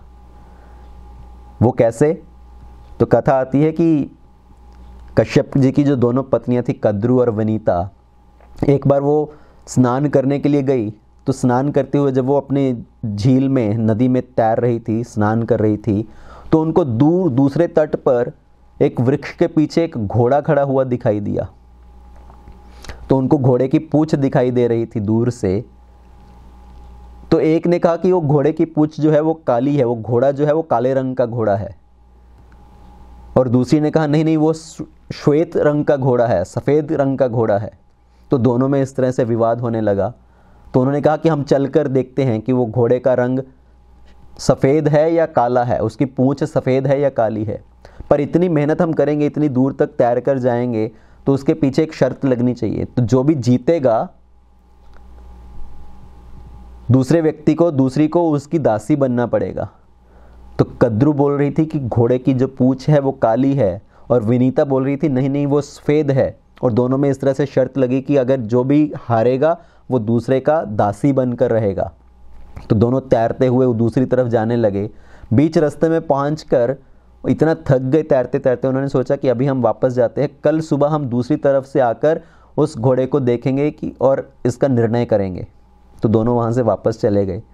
पर कद्रू, उसको बहुत बेचैनी हो रही थी कि अगर वो घोड़े की पूंछ वास्तव में सफ़ेद हुई तो मुझे एक विनीता की दासी बनना पड़ेगा। तो उसी रात को ही वो दूसरी तरफ से गई उस घोड़े को देखने के लिए। देखा कि वास्तव में घोड़े की पूंछ थी, वो सफ़ेद कलर की थी, श्वेत रंग की थी। तो वो वापस आई, अपने सभी पुत्रों को, जो सर्प थे, काले काले नाग थे, जो उन सभी को बुलाया और उनको बोला कि तुम्हें मेरी सहायता करनी है। उस घोड़े की जो पूंछ है वो सफ़ेद है, जो कल विनीता उसको देखेगी तो मुझे उसकी दासी बनना पड़ेगा। तुम सब एक काम करो, जाकर उस घोड़े की पूंछ के ऊपर अपने आप को लपेट दो, ऐसी तरह से कि दूर से देखने में यही प्रतीत हो कि घोड़े की पूंछ जो है वो काली है। तो उन्होंने सभी ने छल किया विनीता के साथ। तो सभी सर्प जो थे वो घोड़े की पूंछ से लिपट गए और काले रंग की हो गई, और विनीता को कद्रू की दासी बनना पड़ा। और गरुड़ जी ने जब देखा कि मेरी माता कद्रू के और उनके पुत्रों का दासत्व कर रही हैं, तो अपनी माता को उस दासत्व से मुक्त करने के लिए गरुड़ जी उनके पास आए। बोले मैं आपके लिए क्या कर सकता हूं कि आप मेरी माता को दासत्व से मुक्त कर दो। तो उन सभी सर्पों ने कहा कि अगर आप हमें अमृत लाकर दोगे स्वर्ग से, तो हम आपकी माता को दासत्व से मुक्त कर देंगे। तो इसलिए गरुड़ जी स्वर्ग में गए, इंद्र से वो अमृत का पात्र छीन कर लेकर आए। तो वो भी बड़ी लंबी कथा है कि कैसे वो अमृत लेकर आए। पर संक्षेप में, जब वो गरुड़ जी उस अमृत को लेकर आ रहे थे, तो वृंदावन में यमुना के तट पर इस कादम्ब वृक्ष के नीचे उन्होंने थोड़ी देर विश्राम किया, और उस अमृत की जो कुछ बूंदें थी वो वहाँ पर गिरी। तो इस वृक्ष ने अमृत का पान किया था, इसलिए ये वृक्ष जो था अभी भी हरा भरा था, जीवित था। कुछ आचार्य लोग बोलते हैं कि वास्तव में ये वृक्ष भी मर चुका था, पर जैसे ही भगवान ने उस वृक्ष की ओर देखा कि मुझे इस वृक्ष के साथ लीला करनी है, इस वृक्ष के ऊपर चढ़कर अपनी लीला करनी है, जैसे ही भगवान ने उस कादम्ब वृक्ष की ओर देखा तो वो वृक्ष जीवित हो गया, वो वृक्ष हरा भरा हो गया। तो ये भगवान की अमृतमयी दृष्टि की वजह से हुआ। और एक और आचार्यगण कहते हैं कि नहीं नहीं, जिसके ऊपर भक्त की कृपा हो गई हो, भगवान की कृपा उसके ऊपर अवश्य हो जाती है, क्योंकि इस कादम्ब वृक्ष के ऊपर भक्त की कृपा हुई थी, गरुड़ जी की कृपा हुई थी। उन्होंने यहाँ पर बैठकर थोड़ी देर विश्राम किया था, क्योंकि उनके ऊपर भक्त की कृपा हुई थी, इसलिए भगवान ने भी इस वृक्ष के ऊपर कृपा की। तो पूरे शास्त्रों का यही वास्तविक सिद्धांत है कि अगर हम भगवान की कृपा प्राप्त करना चाहते हैं तो हमें भक्त की कृपा प्राप्त करनी चाहिए। जिसके ऊपर भक्त की कृपा हो, भगवान की कृपा स्वयं ही उसके ऊपर हो जाती है। ये पूरा श्रीमद् भागवतम, ये श्रीमद् भागवतम क्या है? ये भी कृपा का ही प्रमाण है। नारद मुनि जी ने व्यासदेव जी के ऊपर कृपा की, उनको उत्साहित किया इस भागवत का निर्माण करने के लिए। तो नारद जी की कृपा से व्यासदेव जी ने ये भागवत लिखा। भागवत के तीसरे स्कंद में कथा आती है कपिल मुनि की, कि कपिल मुनि अपनी माता देवहूति को उपदेश दे रहे हैं। उनको कहते हैं कि अगर हम भक्ति करना चाहते हैं तो हमें भगवान के भक्त के चरणों का आश्रय ग्रहण करना चाहिए। भक्त के चरणों का आश्रय ग्रहण करने से ही भगवान की कृपा प्राप्त होती है। चौथे स्कंद में कथा आती है ध्रुव महाराज की। ध्रुव को भगवान की कृपा कैसे प्राप्त हुई? क्योंकि उनको पहले भक्त की कृपा प्राप्त हुई। नारद जी ने ध्रुव के ऊपर कृपा की, उनको उपदेश दिया, उनकी शिक्षा के आधार पर ध्रुव जी ने तपस्या की, उनको भगवान की कृपा प्राप्त हुई। पांचवें स्कंद में कथा आती है रहुगन की। महाराज रहुगन, उनके ऊपर भक्त की कृपा हुई। जड़ भरत जो कि इतने भगवान के उत्तम भक्त थे, उन्होंने रहुगन महाराज को उपदेश दिया तो इतने उत्तम भक्त बने। छठे स्कंद में कथा आती है चित्रकेतु महाराज की। चित्रकेतु महाराज जो पहले बहुत आसक्त थे, उनके ऊपर नारद मुनि जी की, अंगिरा मुनि की कृपा हुई और आगे चलकर भगवान के इतने उत्तम भक्त बने। सातवें स्कंद में कथा आती है प्रहलाद महाराज की। प्रहलाद महाराज ने अपनी माता के गर्भ में रहते हुए भागवत कथा का श्रवण किया नारद मुनि जी से, तो उनके ऊपर नारद जी की कृपा हुई और वो भगवान के इतने उत्तम भक्त बने। आठवें स्कंद में कथा आती है गजेंद्र मोक्ष लीला की। क्योंकि गजेंद्र अपने पिछले जन्म में एक बहुत अच्छे भक्त थे, साधुओं का संग किया, गजेंद्र के रूप में भी वो भगवान को याद कर पाए, उनका स्मरण कर पाए, उनको भगवान की कृपा प्राप्त हुई। तो पूरे भागवत में देखा जाए तो यही सार है कि अगर हम वास्तव में भगवान की कृपा प्राप्त करना चाहते हैं तो भक्त की कृपा प्राप्त होनी चाहिए। तो भगवान ने इस कादम्ब वृक्ष के ऊपर भी अपनी कृपा की, उस कादम्ब वृक्ष को अपनी लीला का भाग बनाया, लीला का हिस्सा बनाया। तो भगवान उस वृक्ष के ऊपर चढ़े, वहाँ से नीचे कूदने के लिए तैयार हो रहे हैं। वो ऊपर बैठे हैं अपना बेल्ट कस के, अपने बाल बांध कर, और सब गोपाल बाल वो चिल्ला रहे हैं कृष्णा नीचे आ जाओ, नीचे आ जाओ, तुम अपने आप को क्या समझने लगे हो, तुम समझते हो तुम बहुत बलशाली हो। ये वृंदावन में भगवान को जब सभी सखा हैं उनके, वो मित्र भाव से देखते, कोई ये नहीं देखता कि भगवान है वो। चाहे उन्होंने इतने असुरों का वध किया, पहले भी बकासुर को मारा, अघासुर को मारा, पर फिर से सभी सखा यही सोचते हैं कि ये तो हमारा मित्र है। जो गोपियां हैं वो कृष्ण को अपने पुत्र के समान समझती हैं, उनको नाच नचाती हैं। भगवान अपने मित्रों का झूठा तक खाते हैं, उनका उच्चिष्ट खाते हैं। कई बार क्या होता था, भगवान सब गोपियों से टैक्स कलेक्ट करते थे, उनके मार्ग में आ जाते थे अपने कुछ मित्रों को लेकर, गोपाल बाल को लेकर, और गोपियां जो अपने मटकों में दही मक्खन सब लेकर जा रही होती थी तो उनसे वो ले लेते थे और सब खा जाते थे। तो एक बार गोपियों ने भी युक्ति लगाई कि हम कृष्ण को पकड़ लेंगे रंगे हाथों और उसको सबक सिखाएंगे। तो एक बार दूर से उनको दो गोपियां आती हुई दिखाई पड़ी, तो भगवान ने सोचा कि दो ही गोपियां हैं, इनको तो हम घेर के इनसे सब मटके जो हैं माखन वगैरह सब छीन लेंगे। तो अपने दो मित्रों के साथ भगवान गए, उनके सामने आ गए, और गोपियों ने भी युक्ति लगा रखी थी, बहुत सारी हज़ारों हज़ारों गोपियां आसपास सब झाड़ियों में छुपी हुई थी। तो जैसे ही भगवान अपने दो मित्रों के साथ उनके सामने आए तो सारी गोपियों ने बाहर आकर उनको घेर लिया। अभी जो दो मित्र थे वो भी भाग गए, भगवान अकेले उस पूरे झुंड में फंस गए उन गोपियों के बीच में। और उन सब गोपियों ने भगवान को पकड़ लिया कि अभी अब तुम्हें हम सबक सिखाएंगे। उनको स्त्रियों के गोपियों जैसे वस्त्र पहनाए और बोले अभी नृत्य करो, हमें नृत्य करके दिखाओ। तो गोपियों ने भगवान को नाच नचाया, ठाकुर जी को नचा रहे हैं, और नाचते नाचते कृष्ण बोलते हैं अभी मैं बहुत थक गया हूँ, मुझे कुछ खाने को तो दो। तो थोड़ा सा माखन उनको खाने के लिए देते, और फिर से बोलते अभी नाच करो, फिर से नृत्य करो। तो फिर से वो नाचते, फिर से थोड़ी बार थकते तो बोलते मुझे थोड़ा खाने को दो, फिर से उनको थोड़ा सा माखन देते। तो इसलिए रसखान क्या लिखते हैं कि ब्रज की जो छोकरियां हैं वो अपने हथेली के ऊपर जितना थोड़ा सा छाछ आ सकता है उसके लिए भगवान को नाच नचा रहे हैं। और भगवान अपने जो बाल सखा हैं उनका झूठा भी खाते हैं। इसलिए तो ब्रह्मा जी को विमोहन हुआ था, ब्रह्मा जी भी मोहित हो गए थे। तो वृंदावन में भगवान को कोई भगवान नहीं समझता, वो सब उनको अपना पुत्र समझते हैं, अपना मित्र समझते हैं। तो सभी गोपाल बाल उनको बोलने लगे कि आ जाओ वापस नीचे आ जाओ। और भगवान ने किसी की बात ना सुनते हुए एकदम से उस यमुना की झील में छलांग लगा दी। इतनी जोर के धमाके से भगवान उस झील के अंदर गए और पूरा गहराई तक जाकर भगवान उसके अंदर तैरने लगे, अपने हाथों से उस जल को पीटने लगे। वास्तव में उसका जो जल था झील का, कालिया ने अपनी शक्ति के प्रभाव से, अपनी एक सिद्धि के प्रभाव से उस जल को रोक दिया था, उसके जल को सॉलिडिफाई कर दिया था। उसके अंदर ये एक मिस्टिक पावर था। जैसे महाभारत के युद्ध में हम सुनते हैं कि दुर्योधन जब अकेला पड़ गया तो पूरा मैदान छोड़कर भाग गया और एक झील के अंदर जाकर छुप गया, और उस पूरे झील के जल को उसने शांत कर दिया अपनी एक योग शक्ति के प्रभाव से, एक माया शक्ति के प्रभाव से। तो उसी तरह से कालिया के अंदर भी एक सिद्धि थी जिसकी वजह से उसने पूरे जल को सॉलिडिफाई कर दिया था, उसको रोक दिया था, और वो कालिया उस झील के अंदर गहराइयों में अपना एक महल बनाकर रहता था।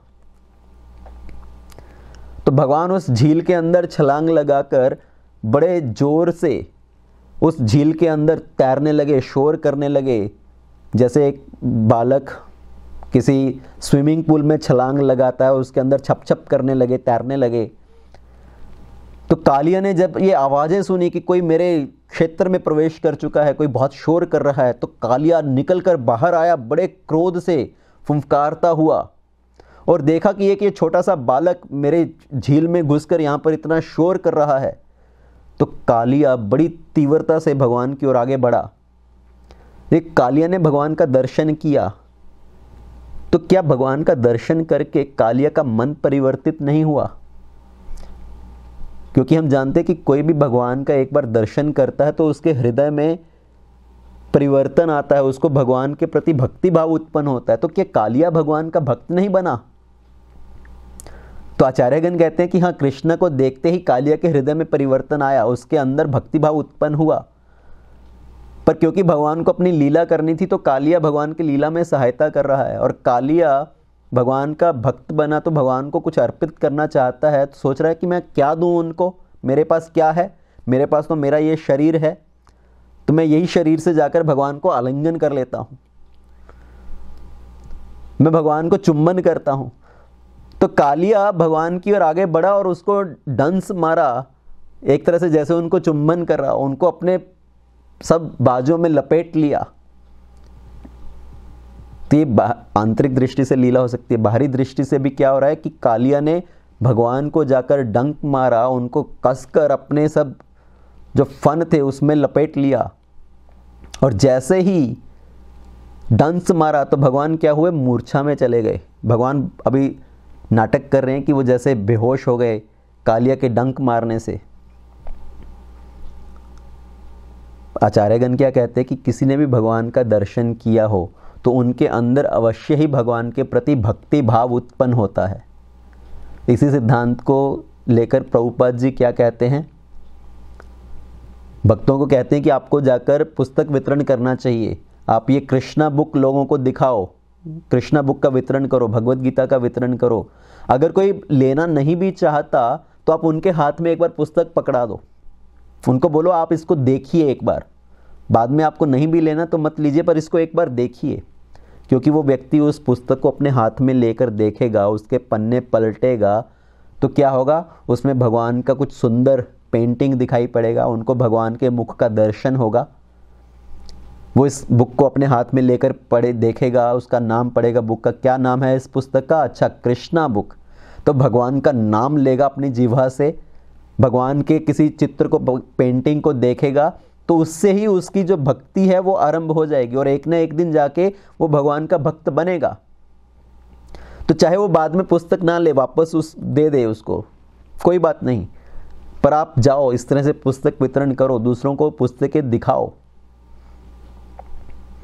तो उसी तरह से कालिया ने जब भगवान का दर्शन किया तो उसके अंदर भक्ति भाव उत्पन्न होना चाहिए, पर बाहरी लीला भगवान की चल रही है, और कालिया ने जाकर भगवान को डंक मारा अपने जिह्वा से। जब उनको डंसा तो भगवान बाहरी दृष्टि से पूरा मूर्छा में चले गए, उसके जकड़ में फंसकर बंधे हुए हैं। और देवताओं ने भी जब ये देखा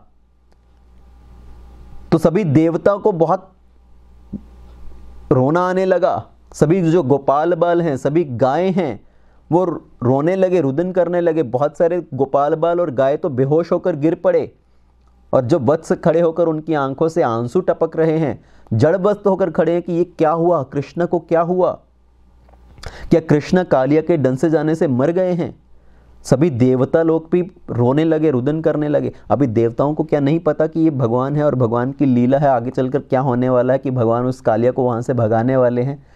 पर ये सभी देवता भी उस पूरे लीला में इतने मगन हो गए हैं कि वो भी उसी लीला का भाग हो गए और उसमें रोने लगे हैं। जैसे आप लोग कभी मूवी देखते हो, मूवी देखने जाते हो, तो आपको पता है कि ये सब एक्टिंग चल रहा है, ये सब नाटक है, पर कुछ इस तरह की भावनापूर्वक जब सीन आता है, कुछ इमोशनल सीन आता है, तो लोग रोने लगते हैं, बड़े इमोशनल हो जाते हैं। वास्तव में ये सब नाटक चल रहा है, पर हम इमोशनल हो जाते हैं, उसमें इतनी रम जाते हैं। उसी तरह से देवता भी इतना उसके अंदर डूब चुके हैं इस पूर्वी भगवान की लीला में कि वो भी रोने लगे। और सभी देवताओं ने कुछ ऐसे लक्षण प्रकट करने शुरू किए जैसे अशुभ संकेत होते हैं कि ये क्या हुआ, कृष्ण को क्या हुआ। तो बहुत सारे अशुभ संकेत होने लगे। जो जैकल हैं वो बहुत जोर जोर से रोने लगे। जो स्त्रियां हैं, पुरुष हैं, उनके शरीर के जो बाएं अंग हैं वो भड़कने लगे, जो कि एक अशुभ संकेत को दर्शाते हैं। तो जैसे ये सब अशुभ संकेत प्रकट होने लगे, तो जितने भी ब्रजवासी थे, जब उन्होंने इन अशुभ संकेतों को देखा तो सबके हृदय में भय उत्पन्न हुआ। सभी सोचने लगे कि कहीं कृष्ण के ऊपर कोई विपत्ति तो नहीं आई। देखिए, सिर्फ नंद बाबा और यशोदा माता ही ऐसा नहीं सोच रहे कि वो कृष्ण के बारे में सोच रहे कि कृष्ण के ऊपर कोई विपत्ति तो नहीं आई। सभी ये सोच रहे हैं कि कहीं कृष्ण के ऊपर विपत्ति तो नहीं। अपने बालकों के बारे में नहीं सोच रहे कि हमारे किसी बालक के ऊपर कोई विपत्ति तो नहीं, हमारा पुत्र ठीक है या नहीं। सब कृष्ण के बारे में सोच रहे हैं। ये है सबका भगवान के प्रति प्रेम। और सभी जब इस तरह से विलाप करने लगे कि कृष्ण के ऊपर कुछ विपत्ति तो नहीं, उस समय पर बलराम जी वहीं पर थे, क्योंकि उस दिन भी बलराम जी साथ में नहीं गए थे। कृष्णा उस दिन बलराम को साथ नहीं लेकर गए थे। तो बलराम जी सोच रहे हैं और मुस्कुरा रहे हैं। क्यों? क्योंकि बलराम जी अपनी दृष्टि से देख रहे हैं कि कृष्ण क्या लीला कर रहे हैं। उनके मुस्कुराने का कारण क्या है? एक तो बलराम जी सोच रहे हैं कि आज कृष्णा उस कालिया का दमन करने जा रहे हैं, उस कालिया को वहां से भगाने जा रहे हैं, उस यमुना को पवित्र करने जा रहे हैं। और दूसरा बलराम जी सोच रहे हैं, बलराम जी कौन है? अनंत शेष। तो बलराम जी सोच रहे हैं कि आज मेरे परिवार का एक सदस्य है, उनका उद्धार होने जा रहा है। जो ये कालिया है वो मेरे परिवार का सदस्य है और आज भगवान कालिया का उद्धार करने जा रहे हैं। तो इसलिए बलराम जी मुस्कुरा रहे हैं। और बलराम जी एक ये भी सोच रहे हैं कि कृष्णा ने मेरे साथ इतना लीला कभी नहीं किया कि मेरे साथ ऐसे खेले हों जैसे आज वो कालिया के साथ खेलने जा रहे हैं। तो ये सब सोचकर बलराम जी मुस्कुरा रहे हैं और सोच रहे हैं कि कृष्णा को कुछ नहीं होने वाला। जितने भी ये अशुभ संकेत हैं, ये वास्तव में कृष्णा को कुछ क्षति नहीं होने वाली। वो तो कृष्णा को जानते हैं कि कृष्ण कितने बलशाली हैं, अपार शक्तिमान हैं। तो सभी ब्रजवासियों के हृदय में जब भय उत्पन्न हुआ तो सभी अपने अपने घरों को छोड़कर कृष्णा की खोज में भागने लगे कि सब गोपाल बाल कृष्णा सब गाय को लेकर किस तरफ गए हैं।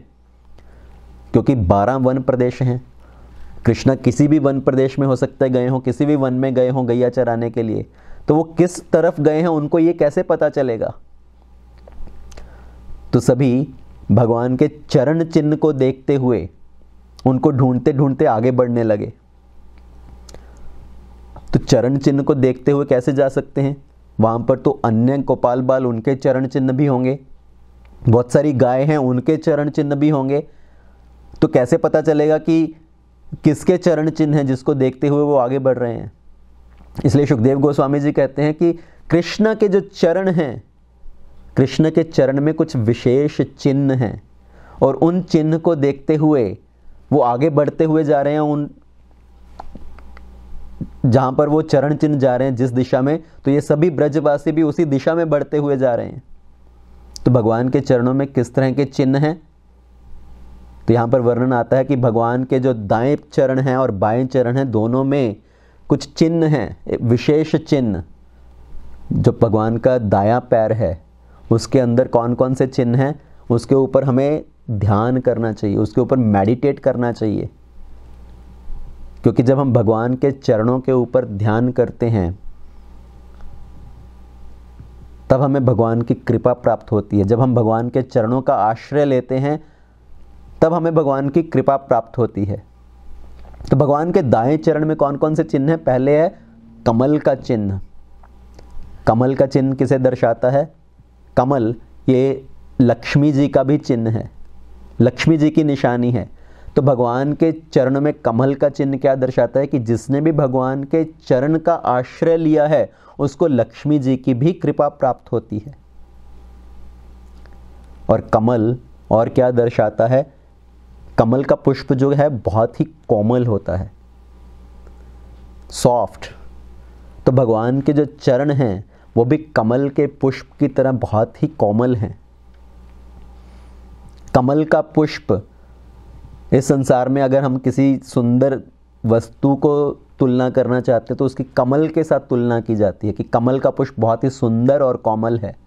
तो उसी तरह से भगवान के जो चरण हैं वो बहुत ही कोमल, भगवान के चरण जो हैं बहुत ही सुंदर हैं। और दूसरा चिन्ह क्या है? आगे बोलते हैं कि बारले कौन? जौ। तो बारले, जौ से क्या प्राप्त होता है? जौ से पोषण प्राप्त होता है। अगर कोई बारले का सेवन करता है तो उसको पोषण मिलता है। और भगवान के चरण में बारले के चिन्ह का क्या तात्पर्य है, क्या अर्थ है कि अगर कोई भगवान के चरणों का आश्रय ग्रहण करता है तो उसको पोषण प्राप्त होता है, उसको आध्यात्मिक पोषण मिलता है। क्योंकि अगर भगवान को समझना है तो भगवान को किससे समझा जा सकता है? सिर्फ भगवान की ही कृपा से। तो अगर हमें आध्यात्मिक उन्नति करनी है तो उसके लिए सिर्फ भगवान की कृपा प्राप्त होने से ही हम आगे बढ़ सकते हैं। और तीसरा चिन्ह एलिफेंट गॉड, जो एलिफेंट, हाथी को कंट्रोल करने के लिए महावत एक डंडा अपने साथ पकड़ कर रखता है, उसको डंडे से दिशा दिखाता है। तो उसी तरह से हमारे मन को दिशा दिखाने के लिए, जो हमारा मन है वो बहुत ही अनकंट्रोल्ड है, अनियंत्रित, तो अपने मन को सही दिशा में लेकर जाना चाहते हैं तो हमें भगवान के चरणों का आश्रय ग्रहण करना चाहिए। तो जिसने भगवान के चरणों का आश्रय ग्रहण किया वो अपने मन के ऊपर नियंत्रित करके मन को सही दिशा में लेकर जा सकता है। और अगला चिन्ह है भगवान के चरणों में वज्र, थंडरबोल्ट। तो जैसे एक थंडरबोल्ट, इंद्र का थंडरबोल्ट किसी पर्वत के ऊपर गिरे तो उस पर्वत को चकनाचूर कर सकता है, उसी तरह से भगवान के जब चरणों का आश्रय लेते हैं तो हमारे पाप रूपी जितने भी ये बड़े बड़े पर्वत हैं ये सब चकनाचूर हो जाएंगे। अगला चिन्ह है ध्वजा। ध्वजा किस बात को दर्शाता है? विक्ट्री, जीत। तो जो व्यक्ति भगवान के चरणों का आश्रय ग्रहण करता है उसको जीवन में सफलता प्राप्त होती है। भगवान जगन्नाथ का भक्त जगत में हार नहीं सकता, भगवान के भक्त को कोई मार नहीं सकता। तो इसलिए कहते हैं कि भगवान का भक्त जो है, जो भगवान के चरणों का आश्रय ग्रहण करता है उसको जीवन में सफलता प्राप्त होती है, विक्ट्री प्राप्त होती है। अगला चिन्ह है भगवान के चरणों में चक्र। तो चक्र किस बात को दर्शाता है? जैसे भगवान का चक्र सभी शत्रुओं का नाश करता है, उसी तरह से जो भगवान के चरणों का आश्रय ग्रहण करता है तो हमारे मन के अंदर जो हमारे शत्रु बैठे हुए हैं, काम, क्रोध, लोभ, मोह, मद, मत्सर्य, तो ये सब शत्रुओं का दमन करता है ये चक्र, भगवान के चरणों का आश्रय। अगला चिन्ह है ऊर्ध्व रेखा। ऊर्ध्व रेखा मतलब ऊपर को उड़ती हुई रेखा। तो इस बात को दर्शाती है कि भगवान के भक्त का कभी नाश नहीं होता, वो हमेशा ऊंचा ऊंचे लोगों को प्राप्त करता है, उसका कभी पतन नहीं होता। जैसे भगवान भगवत गीता में कहते हैं, हे कौन्तेय प्रतिजानीहि न मे भक्त्यः प्रणश्यति, मेरे भक्त का कभी नाश नहीं होता। और अगला निशान, अगला चिन्ह भगवान के चरणों में जो है वह है स्वस्तिक। स्वस्तिक, स्वस्तिक किस बात को दर्शाता है? ऑस्पिशियसनेस। तो जैसे ही हम भगवान के चरणों का आश्रय ग्रहण करते हैं तो हमारे जीवन में भी सब चीज़ें मंगल हो जाती हैं। अगला चिन्ह है छाता। भगवान के दाएं चरण में एक और चिन्ह है अम्ब्रेला, छाता। तो छाता धारण करने से जैसे व्यक्ति बारिश से बच सकता है, उसी तरह से भगवान के चरणों का आश्रय ग्रहण करने से हम इस संसार के जितने भी अनर्थ हैं, इस संसार के जितने भी सब कष्ट हैं, उन सब से बच सकते हैं। इस कलयुग में तो खास करके जैसे बहुत सारे अनर्थों की बारिश हो रही है, विकारों की बारिश हो रही है, तो अगर हम उन विकारों से बचना चाहते हैं तो भगवान के चरणों का आश्रय ग्रहण करना चाहिए। और अगला चिन्ह भगवान के चरण में है वो है अष्टकोण। जो अष्टभुजी एक कोण रहता है, तो वो क्या दर्शाता है कि जैसे 8 दिशाएं हैं, तो भगवान 8 दिशाओं में हमारी रक्षा करते हैं। जैसे अष्ट द्वारपाल होते हैं, तो भगवान के चरणों का आश्रय लेने से 8 दिशाओं से हमें रक्षा प्राप्त होती है। तो ये भगवान के दाएं चरण के चिन्ह। और बाएं चरण में कौन कौन से चिन्ह हैं? तो भगवान के बाएं चरण में पहला चिन्ह है मत्स्य, मछली। भगवान मत्स्य अवतार में प्रकट हुए और भगवान ने अपने भक्त की रक्षा की। तो उसी तरह से मत्स्य चिन्ह ये दर्शाता है कि भगवान अपने भक्त का रक्षा करते हैं। जैसे एक मछली जल के बिना नहीं रह सकती, उसी तरह से भगवान अपने भक्त के बिना नहीं रह सकते और भक्त भगवान के बिना नहीं रह सकते।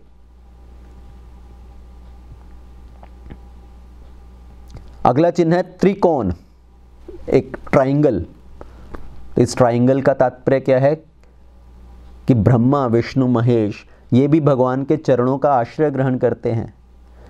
एक और आचार्य बताते हैं कि त्रिकोण का अर्थ है कि हमारे जीवन में जो 3 तरह के ताप हैं, आदि दैविक क्लेश, आदि भौतिक क्लेश, आदि आत्मिक क्लेश, तो हमें इन सभी तीनों तरह के तापों से मुक्ति प्राप्त होती है, उनसे राहत प्राप्त होती है।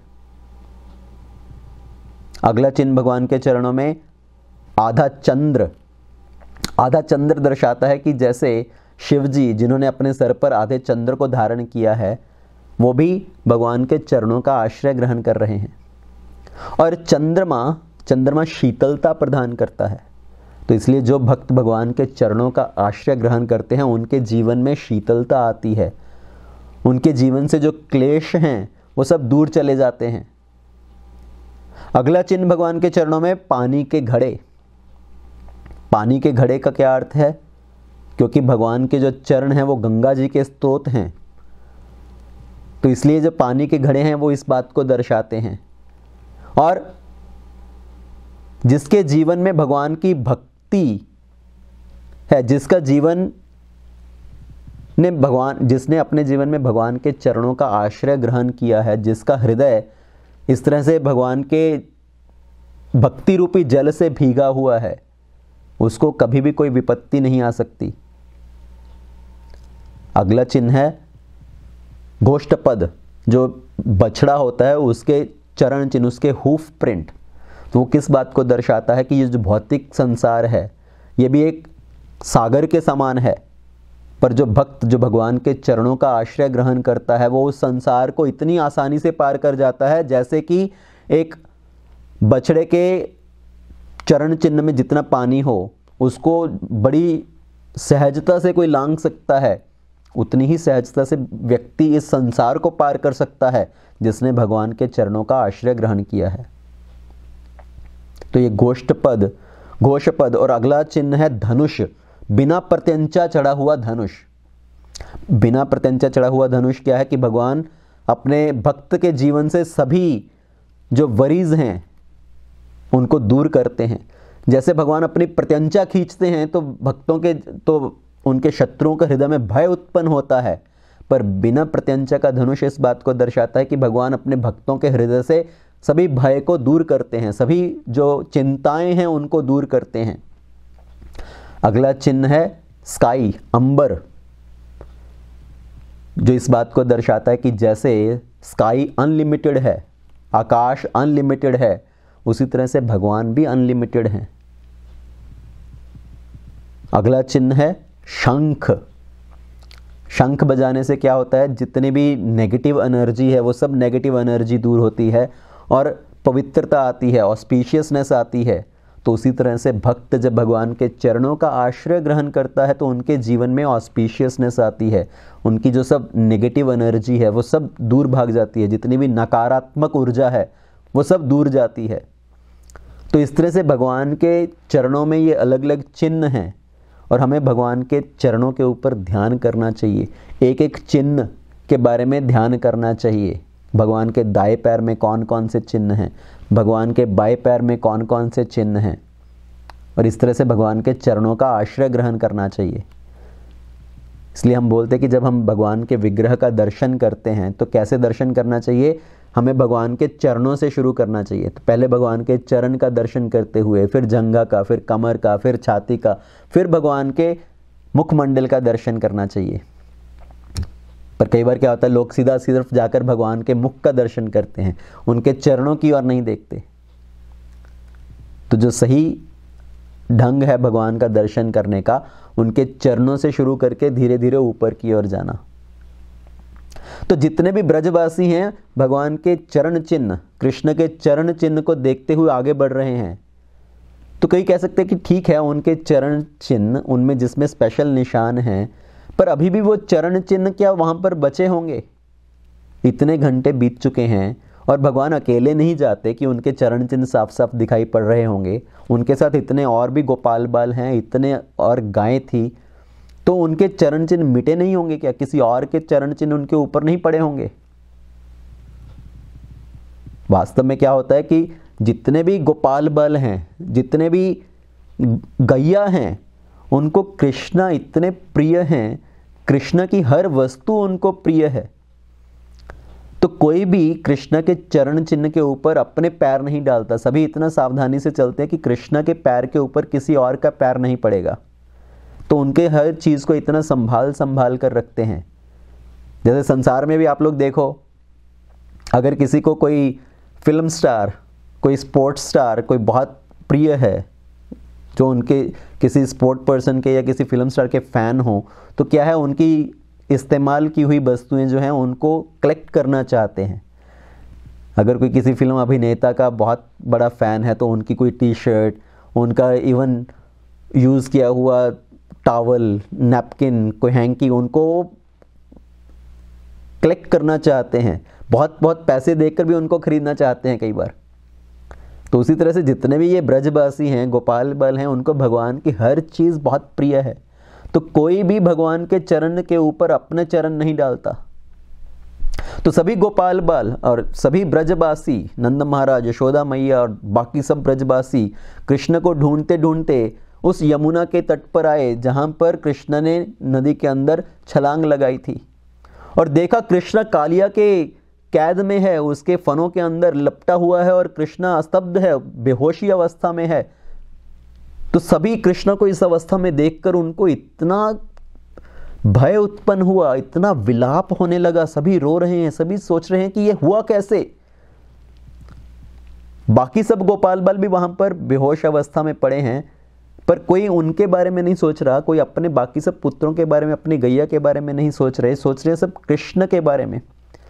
और सोच रहे हैं कि ये हुआ कैसे, क्या कालिया बाहर आया, क्या कालिया कृष्ण को उठाकर अंदर ले गया क्या?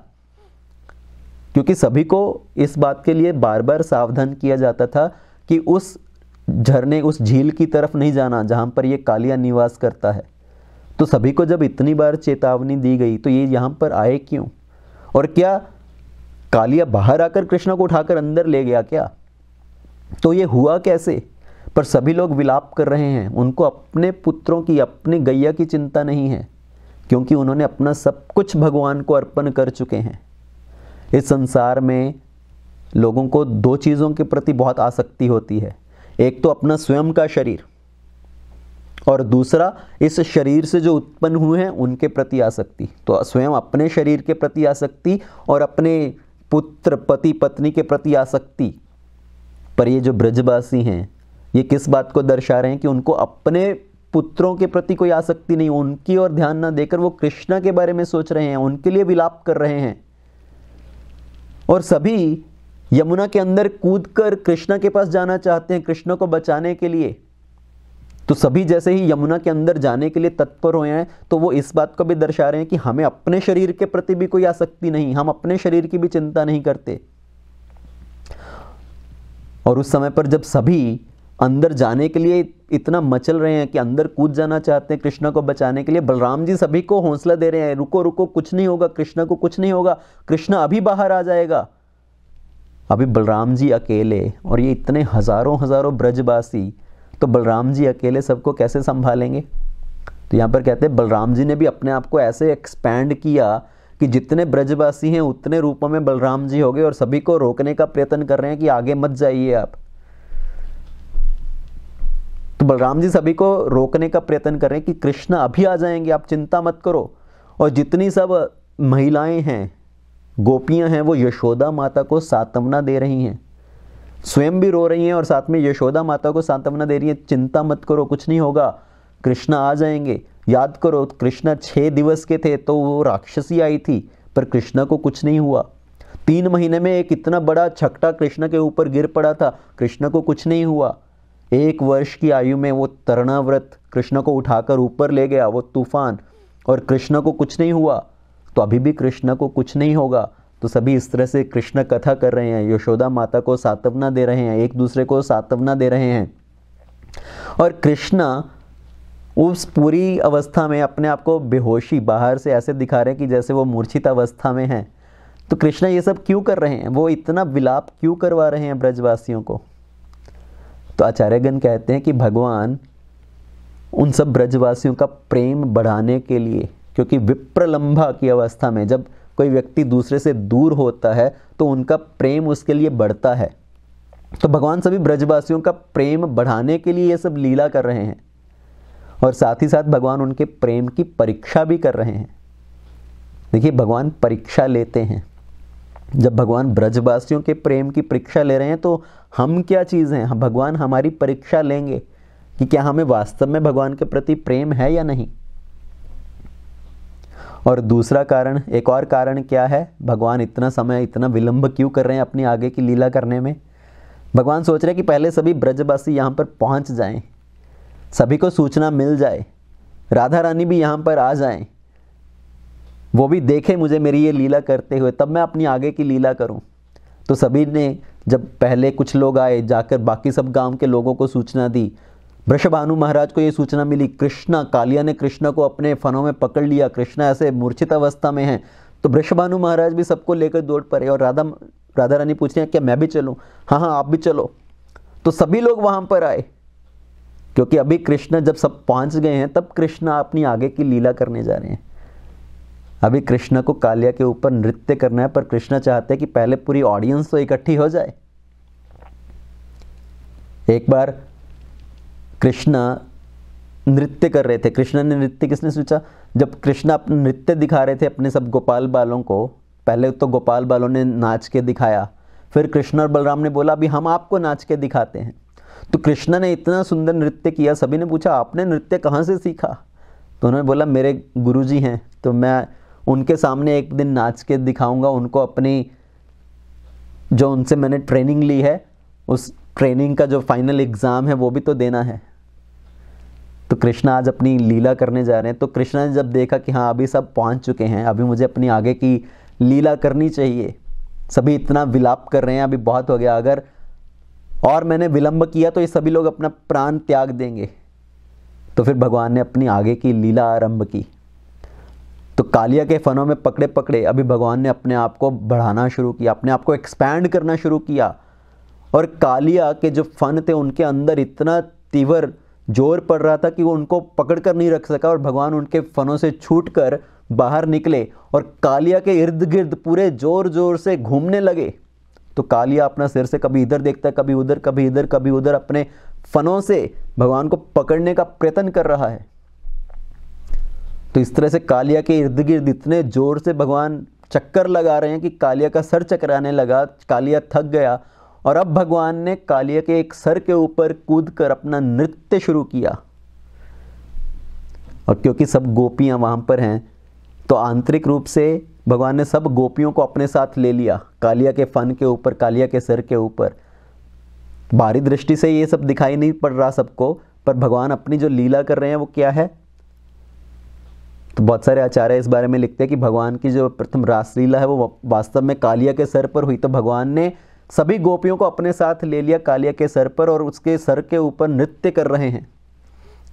और जितने भी सब देवी देवता हैं जो सब वहाँ पर उपस्थित हुए थे वो भी अब भगवान के नृत्य में उनको योगदान दे रहे हैं। कोई मृदंगा बजा रहा है, कोई करताल बजा रहा है, कोई अपनी वीणा बजा रहे हैं, तो सब अपनी ताल पे ताल दे रहे हैं और भगवान नृत्य कर रहे हैं। तो भगवान कालिया के सर पर नृत्य करने लगे। कालिया के मुख से इतना विष निकल रहा है, इतना पॉइजन निकल रहा है, इतनी आग उगल रहा है, वो ऐसे आग निकल रही है उसके मुख से जैसे प्रतीत हो रहा है किसी ने पानी में आग लगा दी। तो भगवान कालिया के सर पर नृत्य करते हुए उसके सर के ऊपर अपने जोर जोर से इतने पैर मार रहे हैं कि उसके सर से पूरा उसके मुख से विष बाहर निकल गया, उसके मुख से खून निकलने लगा। तो कालिया अपना दूसरा सर ऊपर उठाता तो भगवान उस सर के ऊपर कूदते उस सर को नीचे कर देते। कालिया अपना कोई और फन ऊपर उठाता, सर ऊपर उठाता तो उसके ऊपर कूद के उसको नीचे कर देते। तो कालिया जो भी सर ऊपर उठाता भगवान उसके ऊपर नृत्य करते हुए उसके ऊपर कूदकर उसको सर को नीचे झुका देते। तो वास्तव में ये किस बात को दर्शा रहा है कि हमें भगवान के सामने अपना सर झुकाना चाहिए। जो व्यक्ति भगवान के सर नहीं झुकाता, अपने घमंड में रहता है, अपने अभिमान में रहता है, तो भगवान को आता है उसका सर झुकाना, तो फिर भगवान अपने तरीके से उसका सर झुका देते हैं। इस संसार में हम देखते हैं कि जो भी जितने घमंडी व्यक्ति हैं उनके घमंड की वजह से ही उनका विनाश होता है। जैसे एक दीमक लकड़ी को खा जाता है, उसी तरह से घमंड व्यक्ति का पतन करता है, उसका नाश करता है। तो भगवान उस कालिया के सर के ऊपर कूदते हुए उसके हर फन को कुचलने लगे। उसके मुख से सब पूरा विष निकल गया, पूरे उसके मुखों से खून निकलने लगा। तो अब कालिया जब पूरी तरह से थक गया, पूरी तरह से टूट गया, कालिया की अभी अवस्था इतनी खराब होने जा रही है कि अगर भगवान ने और उसके ऊपर नृत्य करते रहे, उसको पीटते रहे तो मृत्यु को प्राप्त होगा। तो उस समय पर कालिया की जितनी भी सब पत्नियां हैं, नाग पत्नीगण, तो वो वहाँ पर उपस्थित हुई और उन्होंने भगवान को बहुत सुंदर स्तुति करना शुरू किया कि हमारा पति जिसके हृदय में इतना द्वेष भावना थी, इतना अहंकार की भावना थी, आपने उसको कुचल दिया है। अभी आप हमारे पति के ऊपर कृपा कीजिए, आप हमारे ऊपर कृपा कीजिए, हमारे पति को आप छोड़ दीजिए, उनको क्षमा कीजिए। तो बहुत सुंदर सुंदर स्तुति आती है यहाँ पर, कैसे नाग पत्नियों ने भगवान को स्तुति किया। और उस समय पर भगवान ने कालिया को क्षमा किया, एक शर्त पर कि कालिया उस स्थान पर नहीं रहेगा, उस स्थान को छोड़कर यहाँ से चला जाएगा। तो कालिया ने भगवान को बहुत सारे उपहार दिए, बहुत सारी मालाएं मणि उपहार में दिए। और फिर भी इतना होने के बाद भी भगवान ने उसको एक शर्त पर छोड़ा कि आप इस स्थान पर नहीं रह सकते। देखिए, भगवान ने उनको क्षमा किया पर फिर भी उस स्थान को छोड़ने के लिए कहा। क्यों? क्योंकि भगवान ने बोला कि अभी आपके प्रति जो है विश्वास टूट चुका है, और एक बार जो विश्वास टूट जाए तो उसको वापस बनाना बड़ा मुश्किल है। तो हमारे जीवन में भी हम देखते हैं कि जब हम दो व्यक्तियों के बीच में आपस में विश्वास टूट जाए तो उनको वापस बनाना बड़ा मुश्किल है। रहीमन धागा प्रेम का मत तोड़ो चटकाए, टूटे से फिर ना जुड़े, जुड़े तो गांठ पड़ जाए।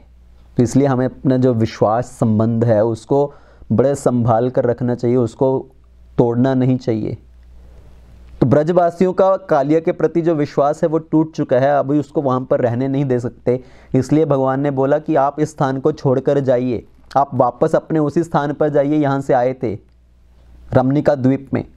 तो कालिया ने कहा कि अगर मैं वापस जाऊँगा तो गरुड़ जी वो मेरे ऊपर आक्रमण करेंगे। भगवान ने कहा अभी आप गरुड़ की चिंता मत करिए, अभी आपके सर के ऊपर मेरे चरण चिन्ह पड़े हैं। भगवान ने इतना जब कालिया के सर पर नृत्य किया तो भगवान के जो चरण हैं वो कालिया के सर पर पड़े। तो कालिया वास्तव में कितना भाग्यशाली है, जिन चरणों को प्राप्त करने के लिए योगीगण इतनी इतनी तपस्या करते हैं, इतनी साधना करते हैं।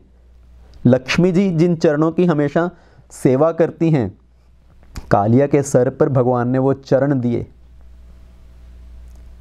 तो तो भगवान ने कालिया को कहा कि अभी गरुड़ से आपको कोई भय नहीं होगा, क्योंकि आपके सर पर मेरे चरण चिन्ह हैं, और जैसे ही गरुड़ मेरे चरण चिन्ह देखेगा तो वो आपके ऊपर कुछ आक्रमण नहीं करेगा, आपको कुछ क्षति नहीं करेगा। तो कालिया का भगवान ने अहंकार खत्म किया, उसका जो एनवियसनेस था, जो द्वेष भावना थी, उसको खत्म किया, और फिर उनको वहाँ से वापस जाने दिया। और आचार्यगण कहते हैं कि भगवान हर युग में जब जब आते हैं तो अलग अलग तरह से लीला करते हैं। कई बार भगवान कालिया को वहाँ से निकाल देते हैं, कालिया दमन करते हैं, और कई बार भगवान कालिया को अपना पेट बनाकर रख लेते हैं। पेट बनाकर मतलब जैसे उसको अपना वाहन बनाकर। तो भगवान को जब कई बार मथुरा जाना होता है तो भगवान कालिया के ऊपर चढ़कर मथुरा जाते हैं।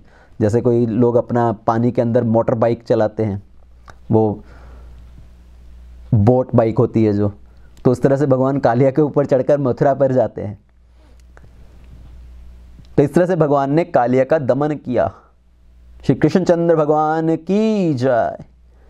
तो अभी हम बात करते हैं कि कालिया किस बात को दर्शाता है, किस अनर्थ को दर्शाता है। कालिया दर्शाता है द्वेष की भावना, और साथ ही साथ जो एनिमोसिटी की भावना है, वैरी भाव, मलेशियसनेस की भावना। जो अघासुर था वो भी द्वेष को दर्शाता है, जो कालिया है वो भी द्वेष को दर्शाता है, पर दोनों में अंतर क्या है? कालिया इस बात को दर्शाता है कि भक्तों के बीच में जहर घोलना, सिर्फ द्वेष की भावना ही नहीं रखना, पर दूसरों के बारे में गलत बोल बोलकर दूसरों के मन में भी जहर घोलना। यह है वैरी भाव, मलेशियसनेस की भावना। जैसे हम देखते हैं कि लोग जब किसी के साथ द्वेष करते हैं तो उसके बारे में बहुत बुरा बोलना चाहते हैं, दूसरों के मन में भी उसके बारे में नेगेटिविटी उत्पन्न करना चाहते हैं। अरे वो भक्त तो ऐसा है, उसने मेरे साथ ऐसा कर दिया, उसने मेरे साथ ऐसा कर दिया। और आजकल तो लोग फेसबुक पर जाकर पूरा सब प्रोपेगेंडा करना चाहते हैं, पूरा उसको एक्सपैंड करना चाहते हैं, सबको पता चले इसके बारे में। तो फेसबुक क्या बन गया है? क्रिटिसिज्म पब्लिकेशन जो ग्रुप बन गया है। तो दूसरों के बारे में नेगेटिविटी बोलना, किसी व्यक्ति के बारे में, किसी संस्था के बारे में, उनको दूसरों की नज़रों में गिराने का प्रयत्न करना, यह है वैरी भाव, मैलिशियसनेस, एनवियसनेस मेंटालिटी। दूसरों के मन में जहर घोलना।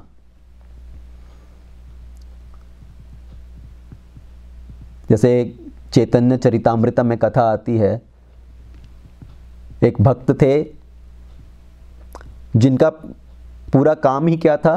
रामचंद्रपुरी। वो दूसरों की निंदा करने में ही आनंद लेते थे।